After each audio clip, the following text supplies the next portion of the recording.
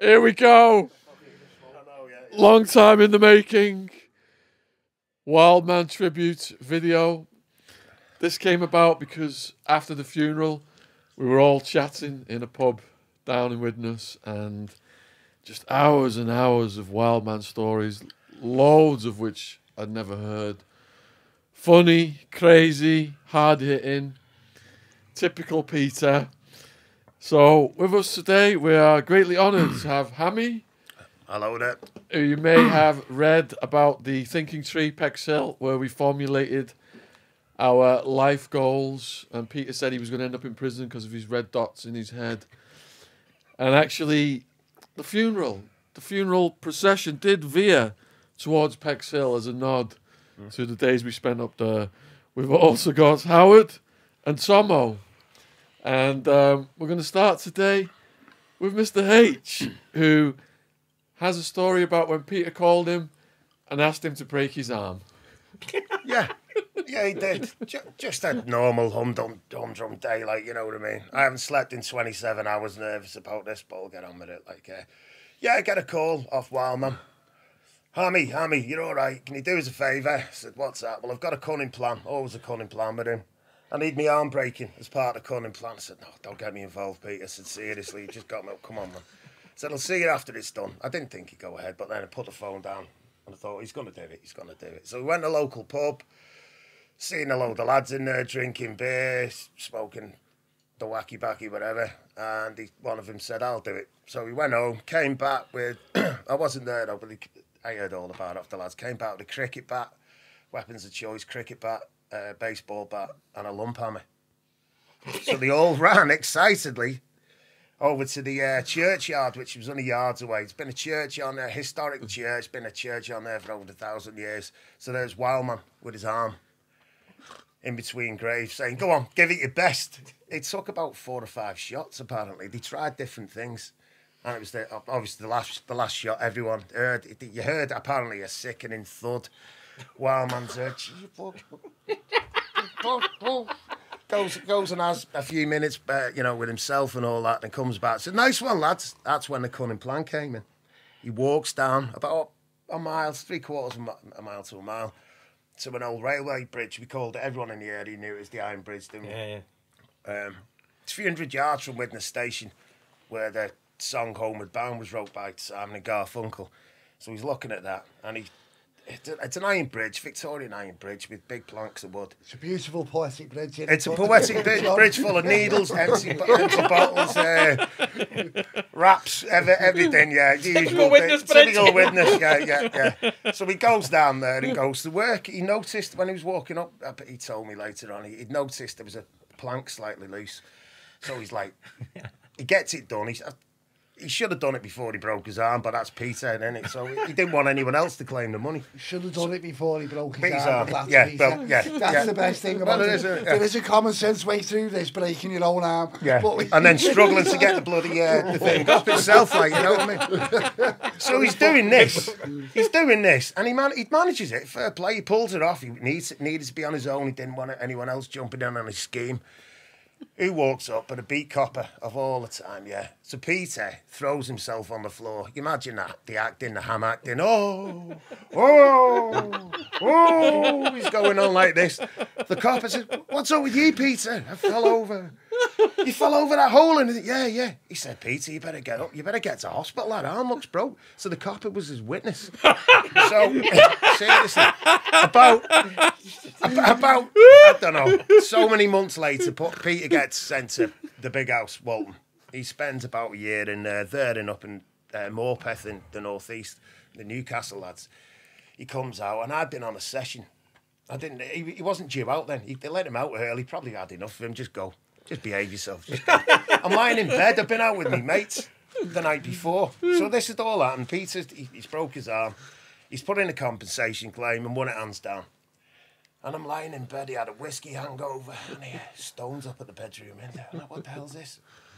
Oi, big nose! Oi, big nose! And I'm like, no, it can't be. It can't be. Baldy, big nose! I go down and he's look out the window. I'm like, what? He's there. All right. he's got thousands in his hand like that and a bottle of whiskey.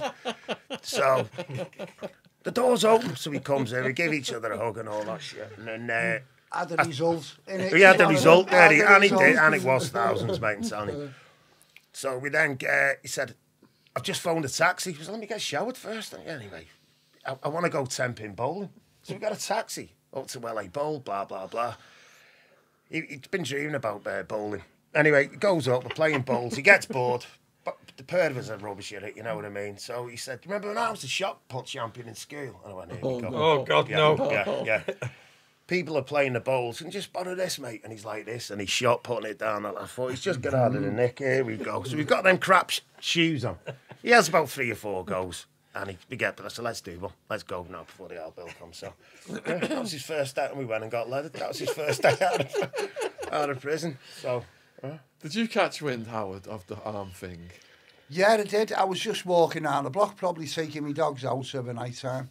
And I heard all these screams, familiar kind of screams coming out the churchyard, as you do.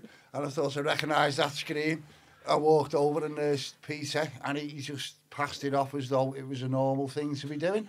All right, P, what you doing? I'm just breaking my arm, getting loads of money. Nice one, Howard. Yeah, good on you, P. See you later, lad. Adios, and that was it. And it was just a normal walk around the block with the dogs. And that was a normal walk around the block and bumping into Peter. Because you didn't walk your dogs around the block without bumping into Peter, without there being a story I behind was it. lurking around, weren't he, mate? Yeah, the day before, I forgot to say, the day before, I drove past Birchfield Gardens, which that'll be mentioned a few times later on. I said, what the hell's that? I went, what? There's Wildman in a dinghy, like it's away 5-0, in the pond. Collecting terrapins. Well, he couldn't catch any. He heard there was terrapins in the pond. And they're worth a fortune. He's there, people are going, what's he doing? It's like, did it. He's like that, seriously. Do you remember him selling in about 890 in the Crown? I remember some fella coming up to me, right, and he went to him, is your mate Peter Marley? And I went to him, because that's a dodgy fucking question, that, isn't it? Do you know what I mean? So it was like, is your mate Peter Marley? Yeah, no good's going to come of it. No good's going to come of it, mate. No. It's a kick-off or a bottle over the head or something. I was like, well, you know. And he's like, I said, why? Have you got a problem, like? He went, what the fucking hell do you call that? He's off his tits. That's why I said to him, well, that to me, mate, looks like an oxo cube. Fucking exactly. He sold me an oxo cube for a fucking weed. Where is the cunt? I'm going to kill him. So I said, I wouldn't bother looking for him if I was you, mate. He's gone now, you know. He's gone. I said, but, you know, look on the bright side. It was only how much was it? A tenner or 15 fucking quid for an oxo cube. All right, well, there you go. You That was one of his better ones. The thing is, though, that was one of the better ones. Yeah, when he sold the Bush, the famous Birchie Bush. Bush. It was Bush. Rhododendron. Yeah. They kept coming back for more. I was just sat with him scratching my head. It must have been like one of them vapes. It must have smelled He was nice. selling like something like dog flea tablets or something like that as ease. They were coming back buzzing. What's going on here? Come on, they can let us win one. What He is said, I going want me on? money back. He said, you're barking up the wrong street. Oh, yeah, Fucking hell, yeah. Well, that was it back in them days. If you went to someone and like just said, have you got any of that? And someone said, yeah, and put something in your hand. If you got done like that, It was done on trust, wasn't it? It was well, like then you it got was you Peter. that got done. And then there was Complete another one off, level like, of yeah. Peter. There was one. There was another level of Peter. He's Cross like, between Arthur Daly and Del Boy, have weren't you he? got any at times, Charlie? like- No, but I'll just go and get you some. Don't He worry. was always on a scam, weren't he? Yeah, everything. There was always a scam. Oh, yeah. I remember being in the pub once. He said, hey, if I go and get some T-shirts printed with the name of that fruit machine on it there, he said, do you reckon if me and you could come in the day after with one of them trolleys and take it? Oh, and I doubt it, Peter. Everyone knows us in here. False beard, glasses, false nose. Yeah, you might get away with it. He thought he was going to get away Yeah. with the T-shirt. The thing is, he would have tried it. Oh, you know no, that, yeah, you know yeah. that. Definitely. Just that's got a the new mad job. thing, I'm having the bandit off. Yeah, that is the mad thing. You definitely would have tried it. Hey, he would have done. As soon as you said anything to him like that, should we do this? Should we do that? Yeah. So at the top of Widnes is a little pond called Birchfield Gardens, where we used to hang out as kids. And on one occasion, Wellman ended up in the pond at the instructions of Purple Aki. He did, mate, yeah. I wasn't out that night. Do you know what happened? I do, I was there, mate. You Yeah, was there? it was a bit of a weird story as well. We went in the pub opposite, as we do, but before we went in the pub, we stashed a load of ale, wine, whiskey, everything, in the bushes, in the park. Went in the pub, had a few pints there, as soon as we got kicked out last orders. It was a nice summer's evening, back over the fence. And we sat there, just getting drunk and stuff like that, you know what I mean? But lovely summer's evening. Woohoo! Owls out every day. Not breaking any arms. No, nothing. Just a normal sit down. Minding our own business. Not smoking any birchy bush. Yeah, nothing like that. But every now and then we heard the rumbling in the bushes. What the fuck's it? I thought, oh, shit, it's a cat. In the end, it was a cat, a 7-foot one. Now, I'll come to that. I'll come to this. Whoa. We would actually, yeah, seriously. That's so, a bush and a half, that, thank mate, God it was Wild Man who got up to go for the piss first. Because we've been talking about it. We've been talking about him. Because Peter, he was a mate, kind of a mate of Peter's. Yeah, he was, over the years. yeah. And you know what I mean? He Give did. a bit of background. Like, how did Aki suddenly enter our lives when we were kids? All You through used to wait Peter. at Hunts Cross. No, I had no idea. It was he was just a lurkio. Always He lurking used to- around. he used to wait- Peter would befriend everyone. You know this. He used to Anyone wait- and everyone. He used to wait Got- at Hunts Cross train station, right? For little, we used to say for little boys. And Yeah. when we were going to maths years ago, everybody knew that if Aki, because we used to say, if Aki's on Hunts Cross train station, let's swat him. Yeah. And we get to Hunts Cross train station, and by the time everyone got off the train, no one was really bothered about Purple Aki, because you'd realise that once you weren't with 10 of your mates, that beating Purple Aki up wasn't really a good idea. Yeah, yeah. So you'd all get off the train and just think, shit, I hope Aki doesn't want my ass. Do you know what I mean? Yeah. And then we were all like, it was like a myth. He was like a myth. And then one day, Until you seen him, yeah. until David, one day we seen him, and then when we seen him, and he was basically sound, he was okay. He was Yeah. not- This you know, is he it, yeah. wasn't this And he big dealt gorilla. Peter out in the past. He had dealt Peter out in the Yeah, past. yeah, But yeah. at this point, we were talking about and something had gone wrong. He was getting a bit slagged off and all this. Like, Peter gets up to go for a slash. Don't do it here, Peter, in the front. Just go round the corner. So we went round the corner. Time went ticking by. We heard a splash. Thought nothing of it. I go, where's Wildman? There was three of us. Mate, sadly, one of the other lads has passed away now as well. He was there. There was me. Who's I'll say it after the thing. You're like, Wissy. Yeah. Good lad, like. And we all know him. So, yeah, so we get up and go, we better go and look for Peter. Walking. We didn't have a clue what was going on. Splash went into it, more splashes. Oh, he's in the pond. Swimming. It's only about 2 foot deep. It So is, he's isn't it? struggling. Yeah. The lad who we were with, he said, what's he doing? What's your Peter doing there? I said, never mind that shit. What's that? Is that Batman? I know, I swear down.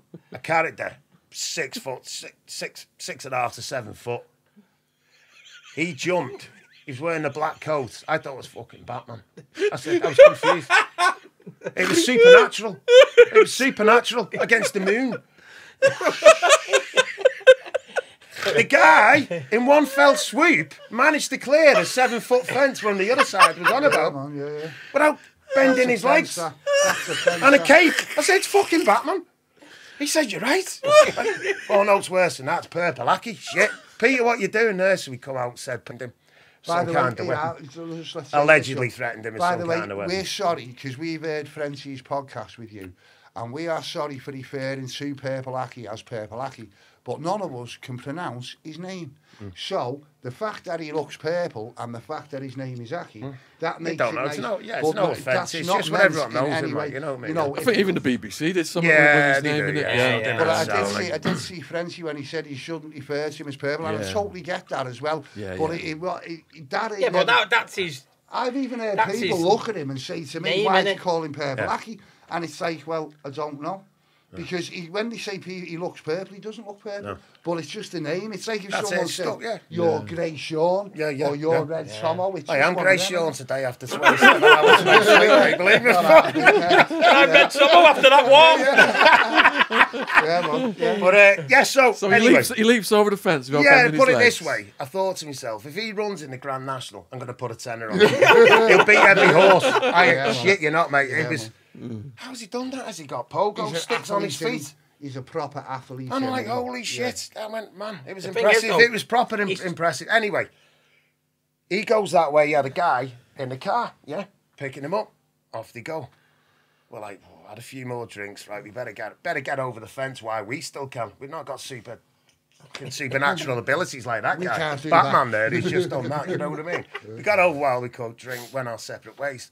A walk in, you're looking at 5 in the morning. It was light, I think it was late in the summer. Then days no one had any mobile phones. So it's just the house phone, put the key in the door, got in, house phone goes, late 80s, early 90s. Sean, on about me, said, what? Says, bad shit. What? Said, Purple Hackey's just got me. And it was the other lad who we were with, there was me, Wild Man, and it was the other lad. It was the other lad who called you? Yeah. He walked home, a car pulled up. He'd been drinking, you know what I mean? Car pulled up, next minute Purple Hackey jumps out, just keep walking, man, keep walking. So what the hell's going on? He was yards from his house. Purple Hackey jumps on his back. My mate's walking up, power marching. He said, I'm going to do that, shrug him off in a minute. And in a minute, and get in. Well, seconds, half a second. Yeah, he's got this guy. He said, That would have been a natural kind of instinct, wouldn't it? When yeah. Well, here's the problem. The quicker the better. He could feel someone rubbing on his back. Oh. He could feel something rubbing on his back. He said, when he shrugged him off and turned around, Sean, he had a big root on in his track. It was huge. It was like a horse. It'd been rubbing on my back, mate, and he'd run in, lock the door and all that. He didn't get any... Yeah, he didn't get any sympathy off me. He should have done. I was on the floor pissing myself laughing. I was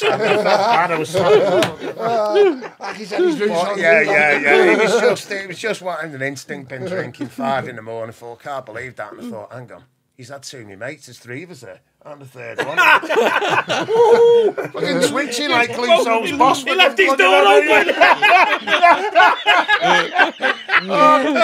It's on the latch. So it was, so the next couple of days it was like curtain switching a bit before I left the house and off I went.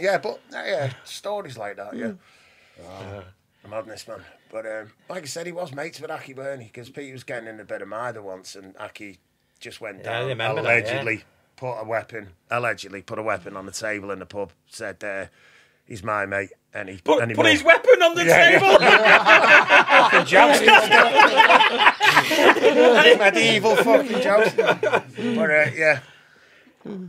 Yeah, I remember seeing Peter on Wild Man on the podcast, inviting Aki on, didn't he? Yeah, he did. So, you know what I mean? I had respect for Have you got in touch with him? No, he's not reached out, but there's an open invitation for him to come on and tell his side of the story. We would love to have him on if Aki's out there, if he watches any of these. I remember him pulling up in a car once. He had a dead posh car, didn't he? The only times I've seen him, I remember him in the car. Peter was in the car with him, I think. And the window came down and you just heard Peter. I turned around, looked at him and I thought, Well, for all the scary stuff, because we used to get scary stories, didn't we? Like we know one lad who's in jail who we were talking about earlier on, and he apparently put a shiv on Aki's neck, didn't he? Put a knife on Aki's throat. We were on about that. And said, come near any of the Liverpool lads that are going to match in that, we'll kill you. But, it was all a myth up until that point, wasn't it? I don't think he wasn't bad, was he?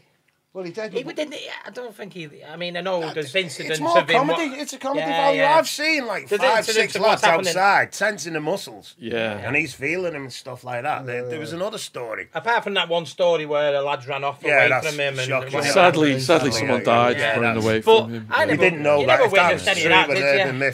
We didn't witness any of that. Yeah. The funniest one was, another funny one was when there was this guy and Aki was with him. And making him do squat thrusts. It's another one of his... Forces. Yeah, that's the word, yeah. And the guy looks up, sees his dad, and his dad's hard mate coming back from the pub thinking, oh, nice one. Because he was outside his house doing it. Yeah. And the lad said, oh, nice one, my dad will sort these pair will sort him out now. The lad just looked at him. His dad just looked at him. Crossed over him, walked over him. Oh, you're back in training, lad, nice one. Fucked off in the house and left him. Doing squat thrust for the next half hour. No, but it's only stories like that we've witnessed and stuff, but So Peter was trying to escape from him. That's why he was in the pond, or Aki had made him get in the pond. I don't know. I'm not too sure. Probably either way with Peter that. got in the I'm not pond too off his sure. own free will. Yeah. He Yeah, didn't do yeah. anything. You couldn't really make Peter. He probably do knew Aki anything. couldn't swim. Even if you were yeah, Aki, yeah. even if you True, were Aki, yeah, you couldn't true. make him do anything. Yeah. So I'm definitely sure. I'm 100% sure if Peter was in that pond, he wanted to Yeah. be in there. Yeah. Otherwise, the pond wouldn't be there. Yeah, would probably it? looking for terrapins Yeah. again. He'd move the pond, wouldn't he? Bless He said he him. got along with him. He used to run him around and everything. He did, yeah. Yeah, he did. Yeah, that's when I've seen him in the car with him. Yeah. Yeah. The thing is, all the myths about Purple Aki were all just scary story shite, weren't they? You know, the reality of it is... He is true. He's a true Oh, person. he's a true though, isn't fella, he? and he does like muscles. But at the end of the day, you know, unless you're blessed with loads of muscles, then you know, Aki's got. Yeah, no you're pretty interest in safe. you know, it's Yeah, one of yeah. them, innit? You know, it's just one of I've them. seen him mithering people in the past, like. Have you? Yeah, yeah. How do you mean, my darling? The lad who used to play for Widnes, I can't mention. Yeah, Obviously, yeah, I'm not no. gonna mention his name, like, but he was forever mithering him, like. Because you had muscles. Well, he did. Yeah, Well, it's I his just own think he fault. took it. If you want to go get muscles, Aki's coming to you. I think he took it. I think he Stop took going a to shine gym, to him, like, after you that. know. Like, Because I remember once I was walking home, it was about 6 o'clock in the morning, and, you know, a weary night had been ahead of, and I looked like that, and I'd seen this lad like that waving me over. Whoa! And I thought, oh, Christ, he's up early as well. You know, he's up. He must be. He must be coming home from. And I looked like that, and then up his drive was Purple Aki stood there. That was a plea for help. That was a plea for I help. believe for that. I went, see ya. he just appeared like that. He was Yeah. supernatural though. That's Yeah. why he just appeared out of nowhere. Well, do you know what? He used to do the shopping in a place where I worked years ago doing cobbling. And whenever he was in the Belle shop, Vale. in the quickie, in the dingle, and whenever he was in the shop, in the quickie, the word would go round, Purple Aki's in the shop, Purple. He'd be buying a tin of fucking beans. Yeah. You know, when you think to yourself, David Beckham doesn't get this shit. No, when he no. goes to buy a tin of beans. He's unbelievably famous. But, man. and everybody was like, oh, but nobody really, when you actually spoke to everyone told you the story about what they'd heard. Yeah, yeah. No one ever told you the story about what they'd The only seen. witnesses, but the only witnessing You know. I've done is like it's in feeling muscles, all that. I've not heard It's nothing. Chinese It's whispers, comedy. innit? It's Chinese comedy stuff whispers, innit? actually. You Like, know, and when apart from the someone- one who's getting us, they're all stood there like this. Yeah. Fucking. He Mr. pulled- he pulled- Universe. He pulled me on the railway station once. I was in Warrington seeing me missus. That was my girlfriend at the time, like, and she used to come up onto the railway station. God knows we had this thing, and then I used to walk her back down. She used to get the bus home, and then I used to walk back up onto the station.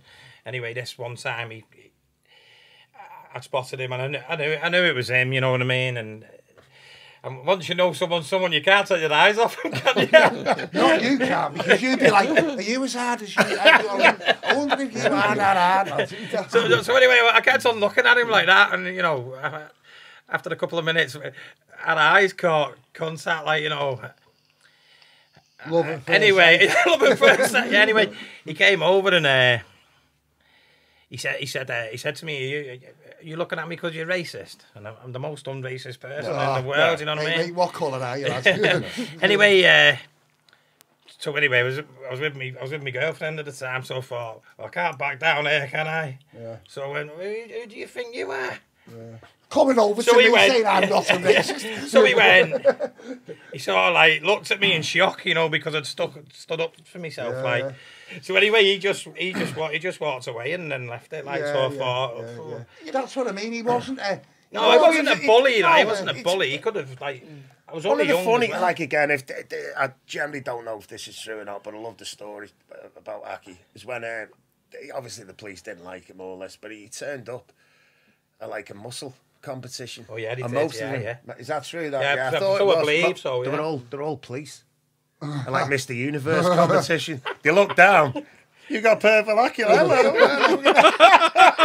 Nothing he could do about it. They're gutted. They're coming on doing this, and he's there like that. Probably with a cushion over his leg. Yeah. Cushion on his leg. Beanbag. Yeah, bin bag.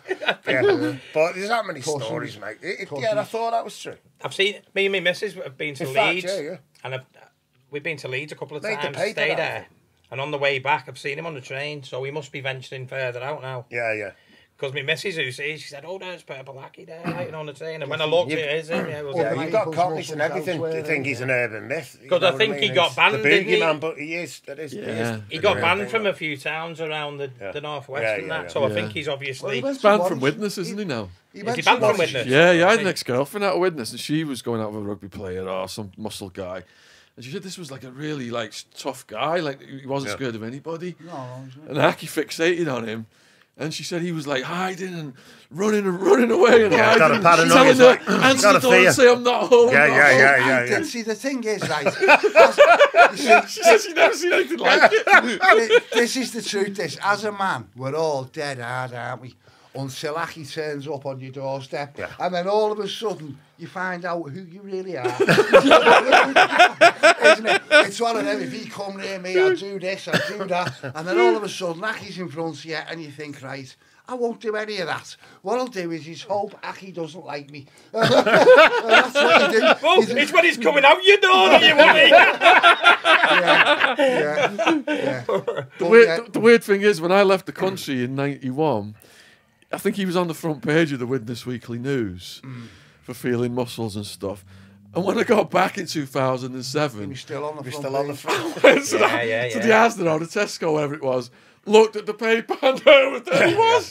Some Almost things- 20 years later. Some things just don't change in Witness. Yeah, or in Liverpool. It's like that is right though, but he went to Warrington Rugby Club, didn't he? Did he? And went Yeah, to yeah. the rugby players' gym and started feeling muscles. Get out of it. I'm He not did, thinking- yeah. to the rugby players' gym as well. I mean, That's the you truth. know, That I know somebody who knew somebody who played for the And them team, lads like, are not, them lads aren't soft lads. They love they the are. scrap and all that, don't they? And he just didn't care. He just There was turned up one and from did Leeds. There was a lad from Leeds, I believe. I overheard it in a conversation in the pub, and it was a few lads who played for Leeds, and one of them's a psychopath, like, and he came up to it. He knocked on his door, and he chased him away, and he stayed out. I think I remember you telling me about that. I yeah, think he yeah, was a yeah, little yeah. bit. Yeah. I think Yeah, he did scare him, to be honest.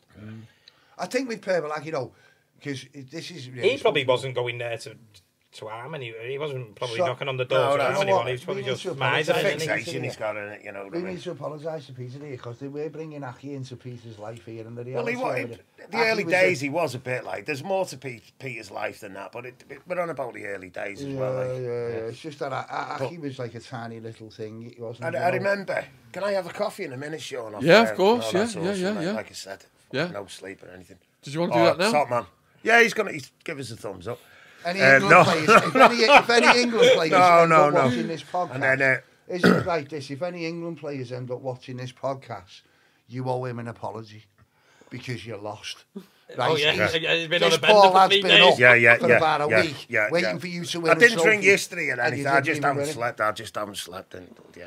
Yeah. Anyway. What other crazy wild man early year stories? have you Early got years, then? well, as you know, I grew up next door to Peter. The age of 1 to 10, 1 to 9.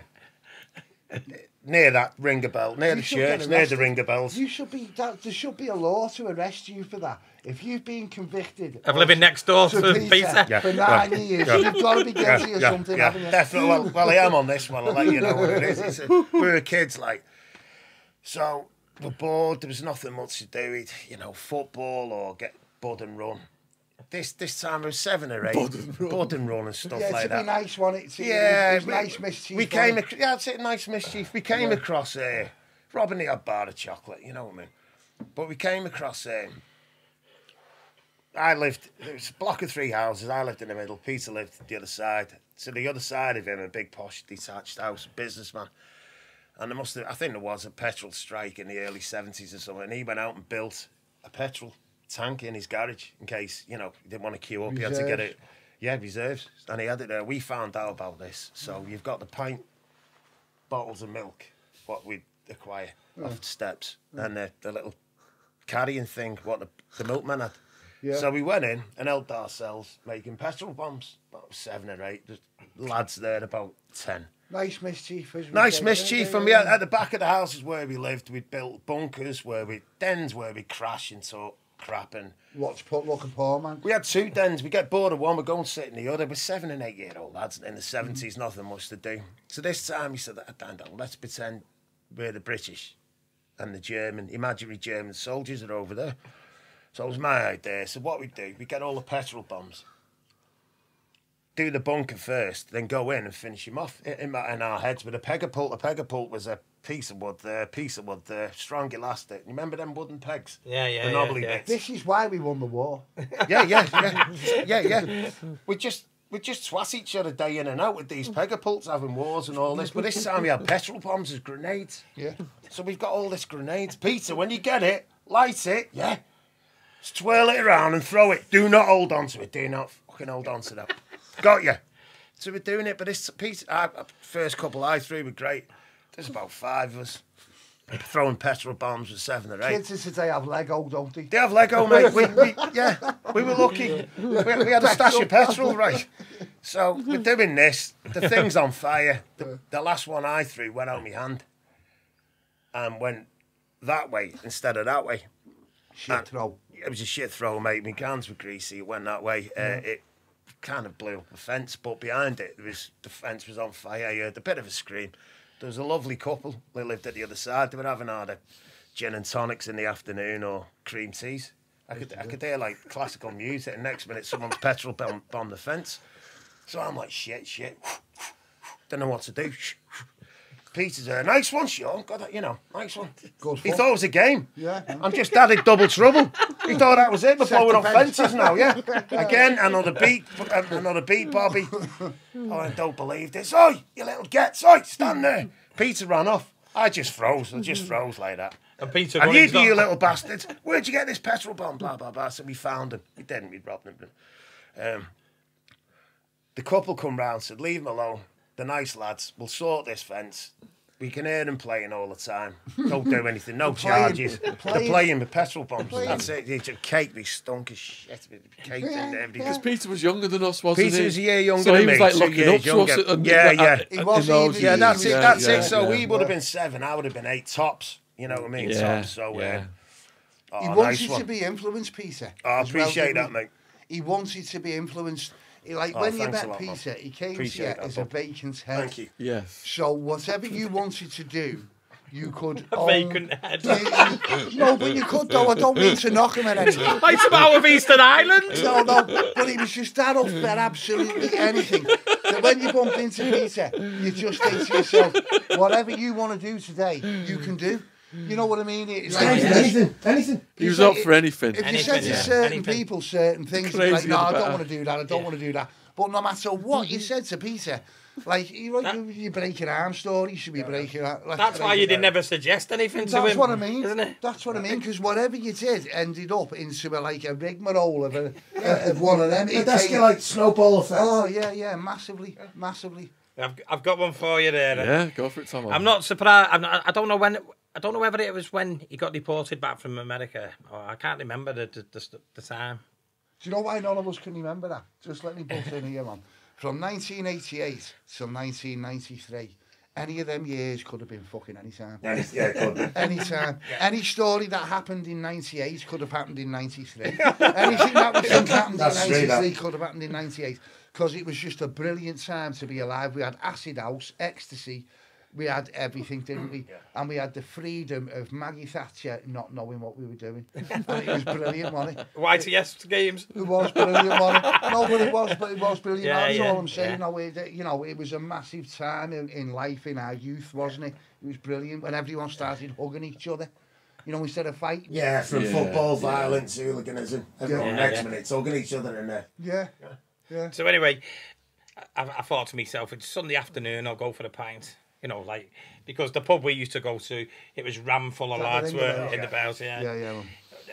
On a weekend. Sometimes. On a weekend, you'd get hundreds in there, wouldn't you, lads? Just 100 lads. 100 lads, proper good days, Smoking, wacky backy outside, doing whatever. Right, it was everything went. Joe Atlas. Well, no, it was Dennis. He gave us the pub, didn't he? It was Dennis at the time. Dennis. Dennis. So anyway, I was walking up to the pub and I turned the corner. There's Peter sat on the step. Like a naughty schoolboy. Yeah, man. On the pub. I said, what's up with you? He said, I've been bad. I went, not again. He went, yeah. I said, what have you done now? He said, just being loud and, you know. I Having said, a laugh. just being loud as he was, you know. They've had enough of him. He's out. So I said, listen, I'll go and see if I can get you back in. He said, oh, sound. I said, it'll take me some persuading to get you back in, but obviously I knew the landlady and landlord well. And they were nice people, weren't they? Really nice people. So anyway, I went back in, had a word with him. He said, listen, Somo, if we let him back in, it's on your head, this. So I was thinking, should I just let him sit there? So I said, yeah, all right, sound. I said, I'll go back out and I'll get him back in. So I went back out and said, listen, Peter, this is on my head, this. They're allowing you back in, but you cause any trouble, and I'm bad. Yeah, So don't fuck it up. Yeah. That's what you're saying, innit? Yeah. Do not fuck this So anyway, he went to old Sam, mate. He said, I won't mess it up, honestly, I swear. So anyway, he comes back in. He's quiet as a mouse. You was in there, weren't you? Yeah, it was in there, yeah. Quiet as a mouse. Lasted, what, 10 seconds? So anyway, he's quiet as a mouse for a couple of minutes, and then, come on, let's have a game of pool. Let's have a game of killer, you know, where you put 3 lives for each person on. Every time you miss a ball, you lose a life. So you'd all put like a quid in or whatever it was at the time. So there's about 20 people playing this killer. So there's 20 quid riding on it. So, you know, But it's more than 20 quid, isn't it? Yeah, right. It gets to the point when 20 Yeah, mates yeah, are on yeah. that board. It becomes a matter of principle, Yeah. doesn't it? So anyway, he's ready to take his shot.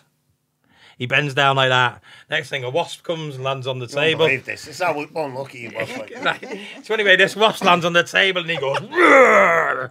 like a big bear, you know, shoos it off. But it's flying around his head. And I'm thinking to myself, yeah, I started shouting already here. Yeah. I'm going to get bad here. Yeah. So I was like, Peter, calm down.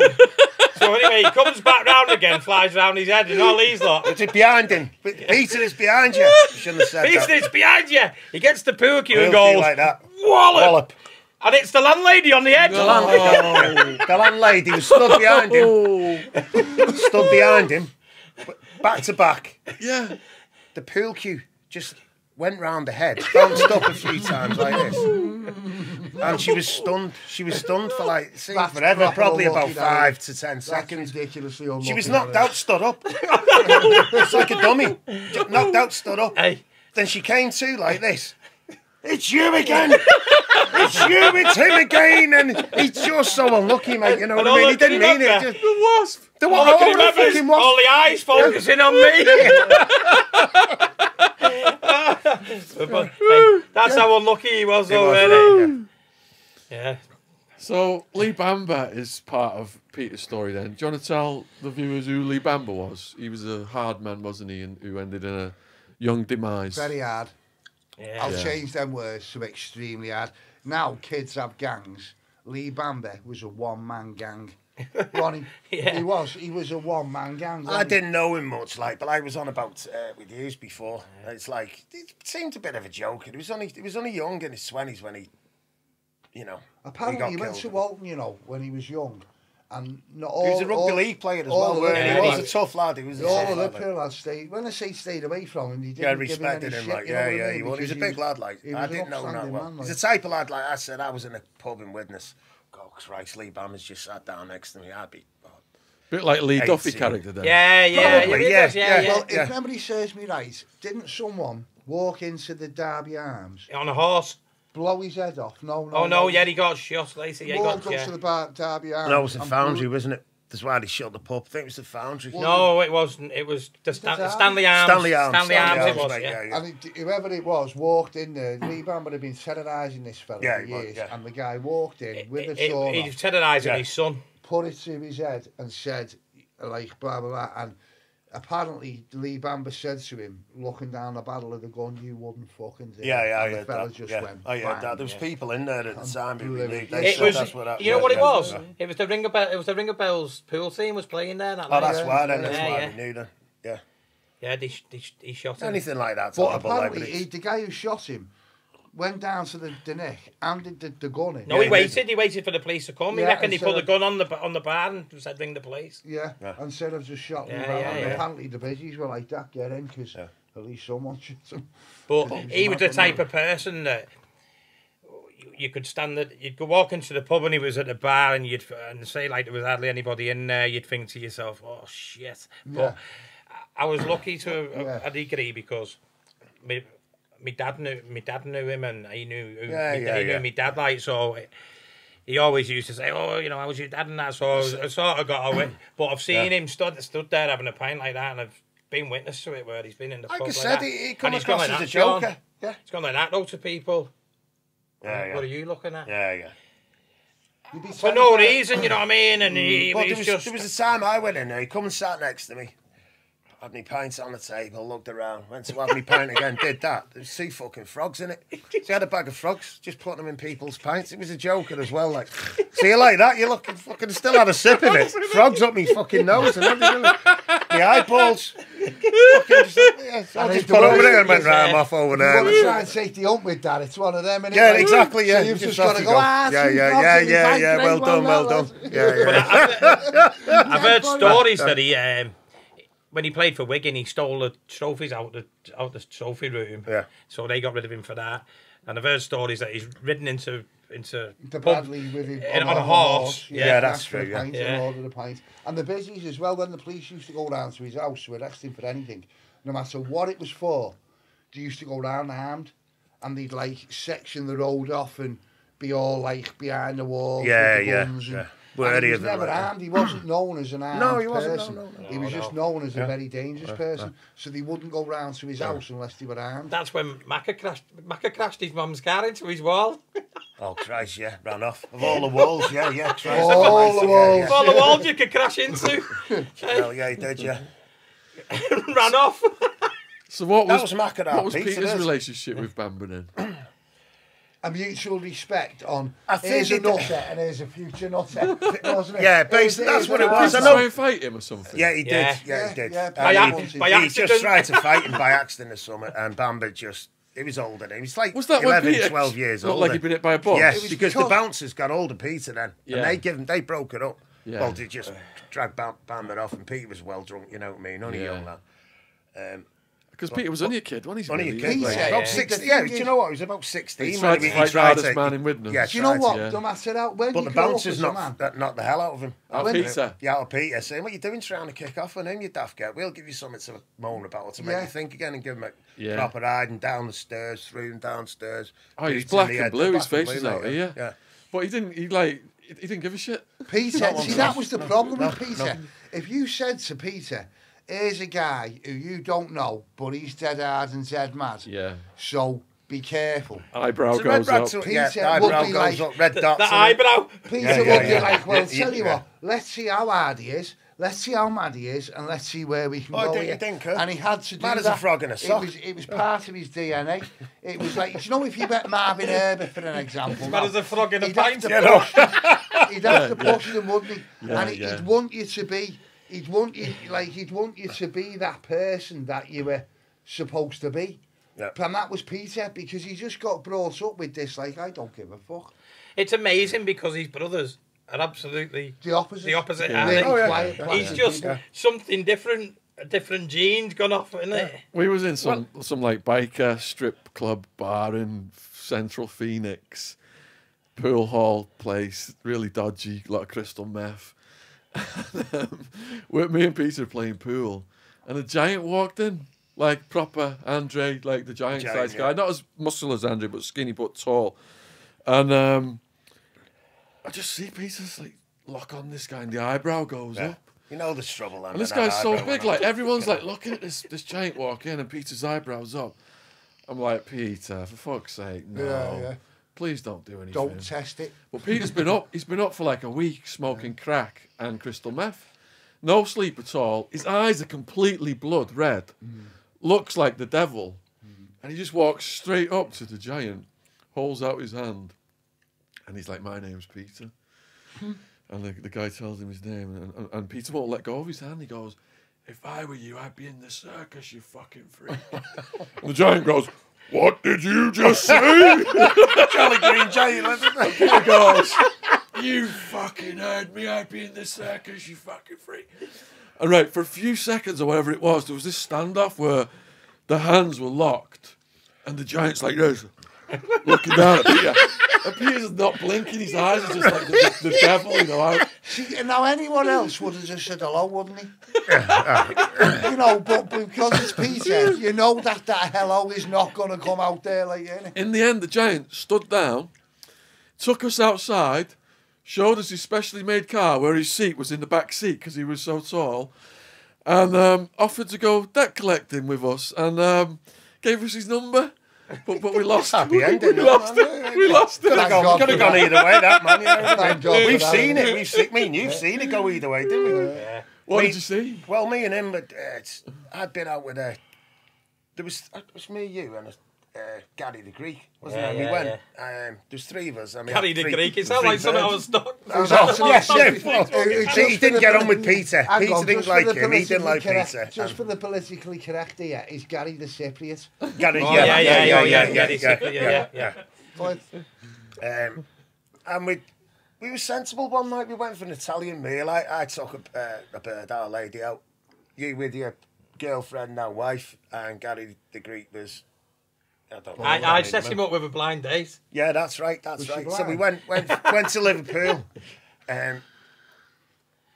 Had the meal came out. Do you remember that van? There was someone shagging in the van. Was that night? Oh, We're all stood there. It might be a different night. Oh, yeah, anyway, I think just so, yeah. Shagging In the middle of air. the street, yeah. Yeah, in the middle of the street. That's Yeah. it. Everyone's just stood round watching. Wonder why me missus wants to go back that restaurant. So we went back anyway. We had that. Gary the Greek was driving. Went back to Witness. We ended up in the Landmark. Who's in there? Well, man. Minesweeping pints. Loving it. Oh, yeah, we used to He go loved to it. Grafton with him. Yeah, yeah. Minesweep. Did you Yeah, have a it granny didn't cost night? him a penny. He just robbed your pint. That's simple. But it was this big tall guy following him. And he was this, another, not, giant type of thing. Like, Peter's looking, oh, God, I know where this is going, this. And the guy was being an arse. And Peter was like, you know what I mean? Tapping him he was tapping Wildman on his shoulder. Wildman's looking up to him, and he waited for him to come outside, and he goes, "Oh, yo, check this out." I think there was some song on in there or something. "Oh, yo, check this out," and give him such a freaking crack, didn't he? Oh, He gave him such a crack, and the guy's about 6'6". His head just went. He's head hit the pavement before before his legs, like before his just body. went proper up over the moon, like the cow that jumped over the moon, came down, and the poor guy, pissed his pants then, didn't he? Yeah, yeah. You know what? Peter started walking away then. Yeah, and yeah. I couldn't walk. I couldn't walk away from it. yeah. What did you do, help him? Well, I had to stop. He Didn't you? come to. He was fine. Ambulance I came. thought he got could him. have been dead. You know He what was, I mean? he was fine. He come to. Bit of a sore head and all that, and wet pants, and he put him in the ambulance, and that was it. But it was. But Wildman was on his years toes. later. He Yeah. wasn't bothered. No, not one. Is that the one that was around too with? Yeah. Yeah, there was. Yeah, and the same guy was daft enough to pick on Wildman's youngest brother. And so you know what's going on. He was bullying. Yeah, he was bullying. So Wildman walked You know in that the ring person just though. after I he never took bullied him. him all. I never took him as a bully, like. Who's this? No. I can't mention a name, Yeah, can yeah. you? But it's And what happened in that situation then? I wasn't sure, wasn't there? Yeah. A few people. It went on for ages and stuff like that, and I think the guy moved countries, Did he emigrated. He had to have his face wired back together or something. something like that. There was allegations. Allegations, yeah. Yeah. Something that happened. And he left the country. Fell down or whatever, and he left Yeah. the country. Yeah. And, yeah. So did Wildman. Did you ever see anyone pick on Peter who didn't understand what he was poking the bear? Not really, no.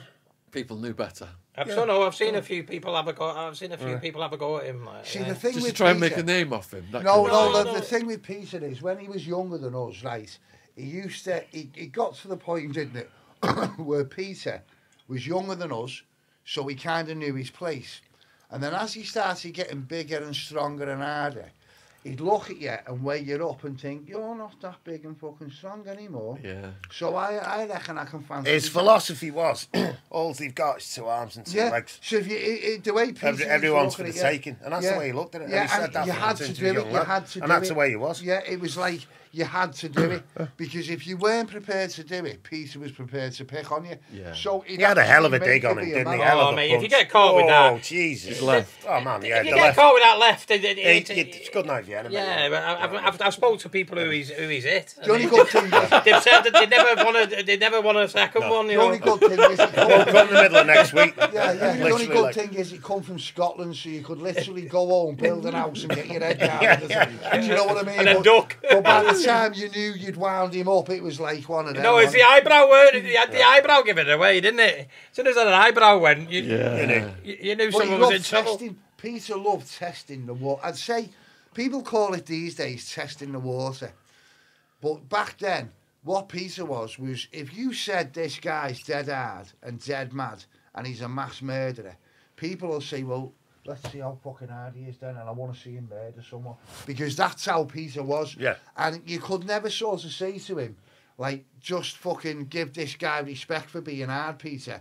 Peter wouldn't give him respect until he'd actually had the fight, and then Peter would go, Yeah, he's yeah, had him, yeah. And he was just one of them people, wasn't he? I remember walking through town like many a time, and you know, well, obviously Peter to us, and Wow Man now in the thingy. Yeah. Anyway, we call him Wow Man because Because of this. Because of Because this, yeah. America. Well, anyway, yeah. No, it was my Uncle Bob. Oh, was it? We And called I him Wow Man, was, was it? our Oh, I uncle. thought he got it in America. No, didn't he? from childhood. Oh, was From it? Wow childhood, Man, and was it? I'll Yeah. give you a bit of background information. Yeah, we're going to find out now why the Wild Man was called the Wild Man. The name was given to him off our Uncle Bob, which was our granddad's brother, originally from Northern Ireland.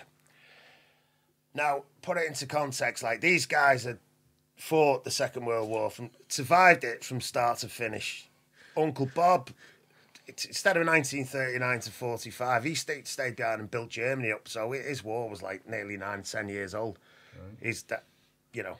So we've seen it behind in Germany. in Germany after the war. After the truce. Right, Bob Hey, fair did play the to him, surrender. He'd Yeah, done yeah. that and he built Germany. So Yeah, yeah. a lot of people did. Well, some did. Anyway, so we'd seen it all. Plus, he was an ambulance driver. Right. So we had seen it all. My other grand was in the 1st Battalion, the Irish Guards. Right. Now, here's a weird story. They said when they were in North Africa, they didn't speak about the war in any way, shape, or form, apart from one story. Uncle Bob turned round and said, "Oh, seen your granddad bumped into him in North Africa." He said, me and a mate took a wrong turn in the ambulance. They were miles out of, like, shit, where are Bumped we? into him in North Africa. Listen to this, in North Africa. He said, next minute, out the desert, Pete, you know, a load of soldiers stood up out the sand, caked in shit, dressed as Arabs. He said, thank God, they were British soldiers. He said, turn your ambulance round. You've took the wrong turn. There's a German patrol coming this way. Get out now. We're waiting to have him. And it was probably one of them, a rear view mirror job. All the bombs went off, the bullets were flying in the ambush. So they're the type of guys, if they called someone a wild man, you listen. Yeah. You know what I mean? You listen.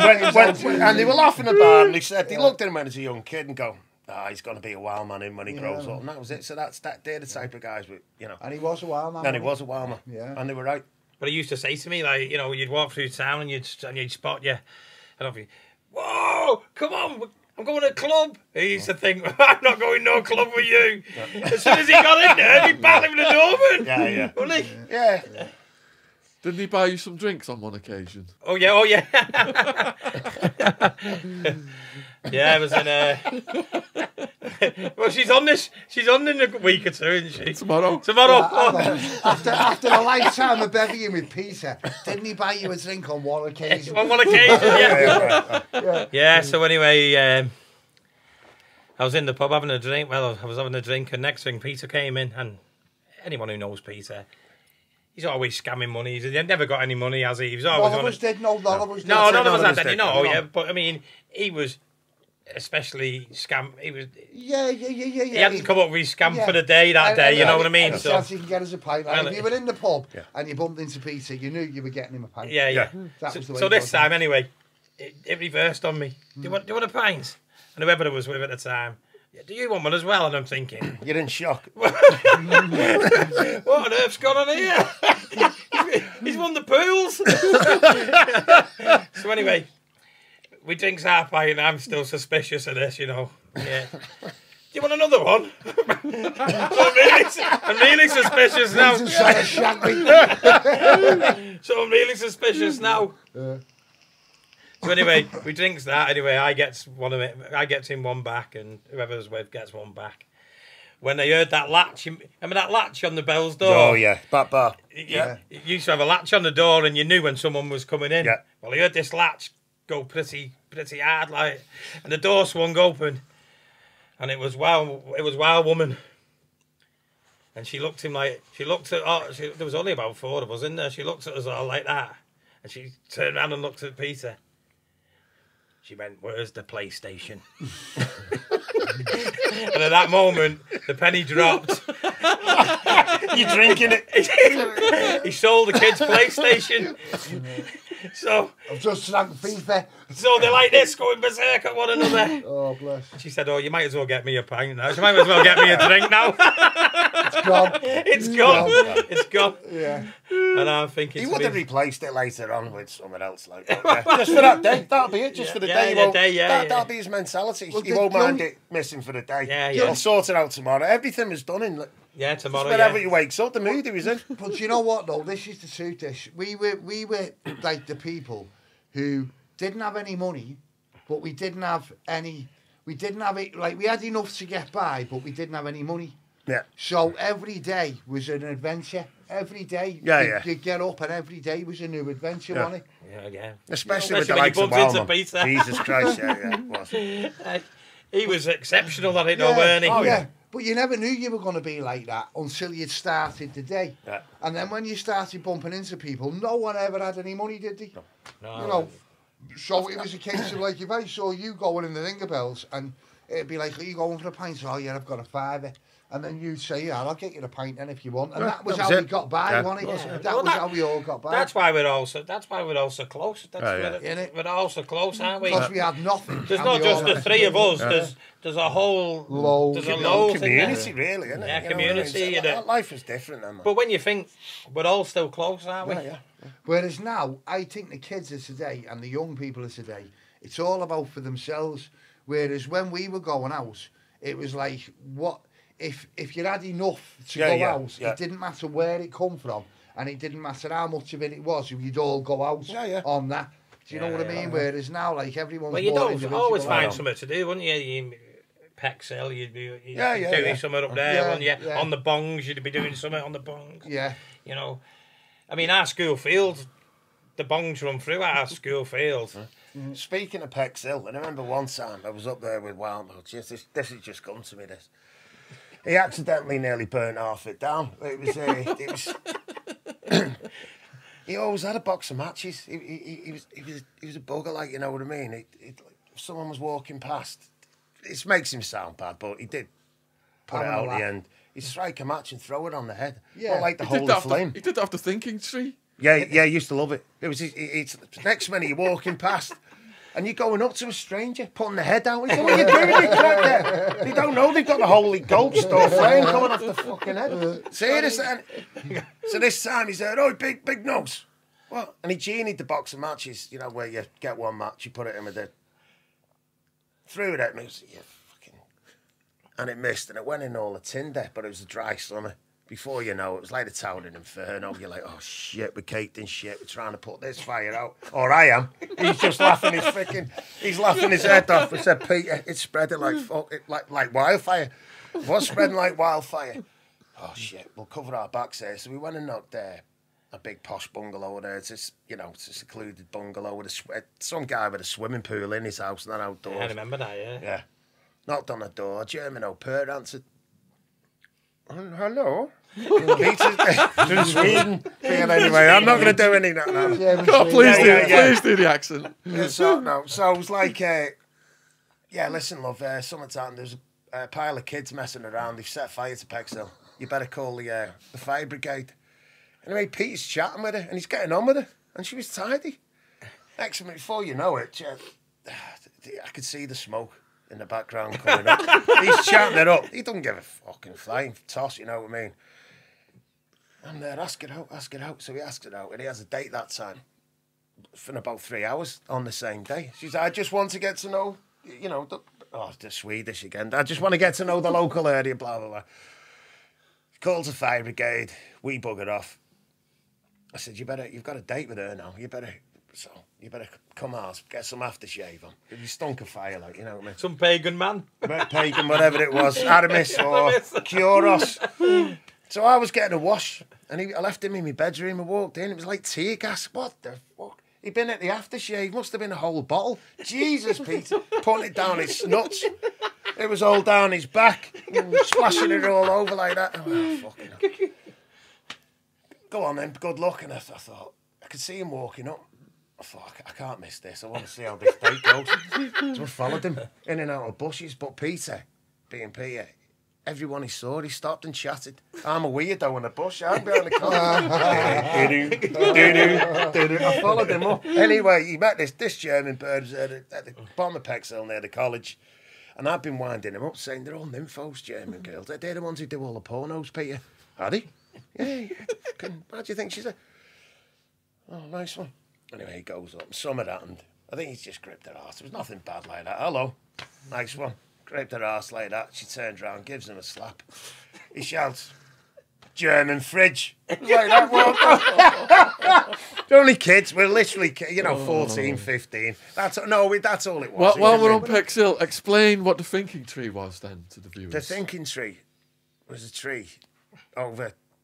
We did it as a dare. We went up there. It was a tree over on the top of a quarry, overhanging a quarry. And the quarry's there because he built the Protestant cathedral in Liverpool. Am I right in saying that? The brick, the rock that was Well, it used was to dig the sandstone. quarry. Yeah, the sandstone. Right, that was yeah, dug onto the probably. quarry. Possibly. Yeah. But Apparently oh, that's how yeah. the story No, goes, yeah. isn't it? There must be them.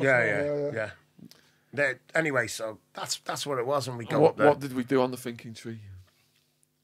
Well, as it said, we just sit there, swinging our legs, looking down into the quarry and think. Well, like have you seen the end bit of the Jungle Book, the original one in the 60s? There was only 3 of us, but you've got 4 vultures that sat there. There's supposed to be the Beatles going, oh, what are we going to do today? I don't know, what are we going to do today? Just bored shitless. Well, and he come up with all these ideas and going there, and that. And as it happened, he did. So that was it.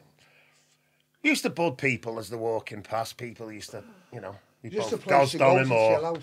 Yeah, a place to go out and chill out and just sit there, get up to the odd, drop matches on people's, Branches and stuff. Peter was, wasn't he? Just, we're only Just kids. be mischievous. Let's go, get out the way over there. Yeah, stay it's out the way of gorgeous. trouble and cause fucking It's a lovely area. I go up there most weeks now, 2 or 3 times a week, still walking around. After there. the It's gorgeous. funeral. Is it still there, the thinking tree? Yeah, we've Was it? took some photos of it recently, me and Sean.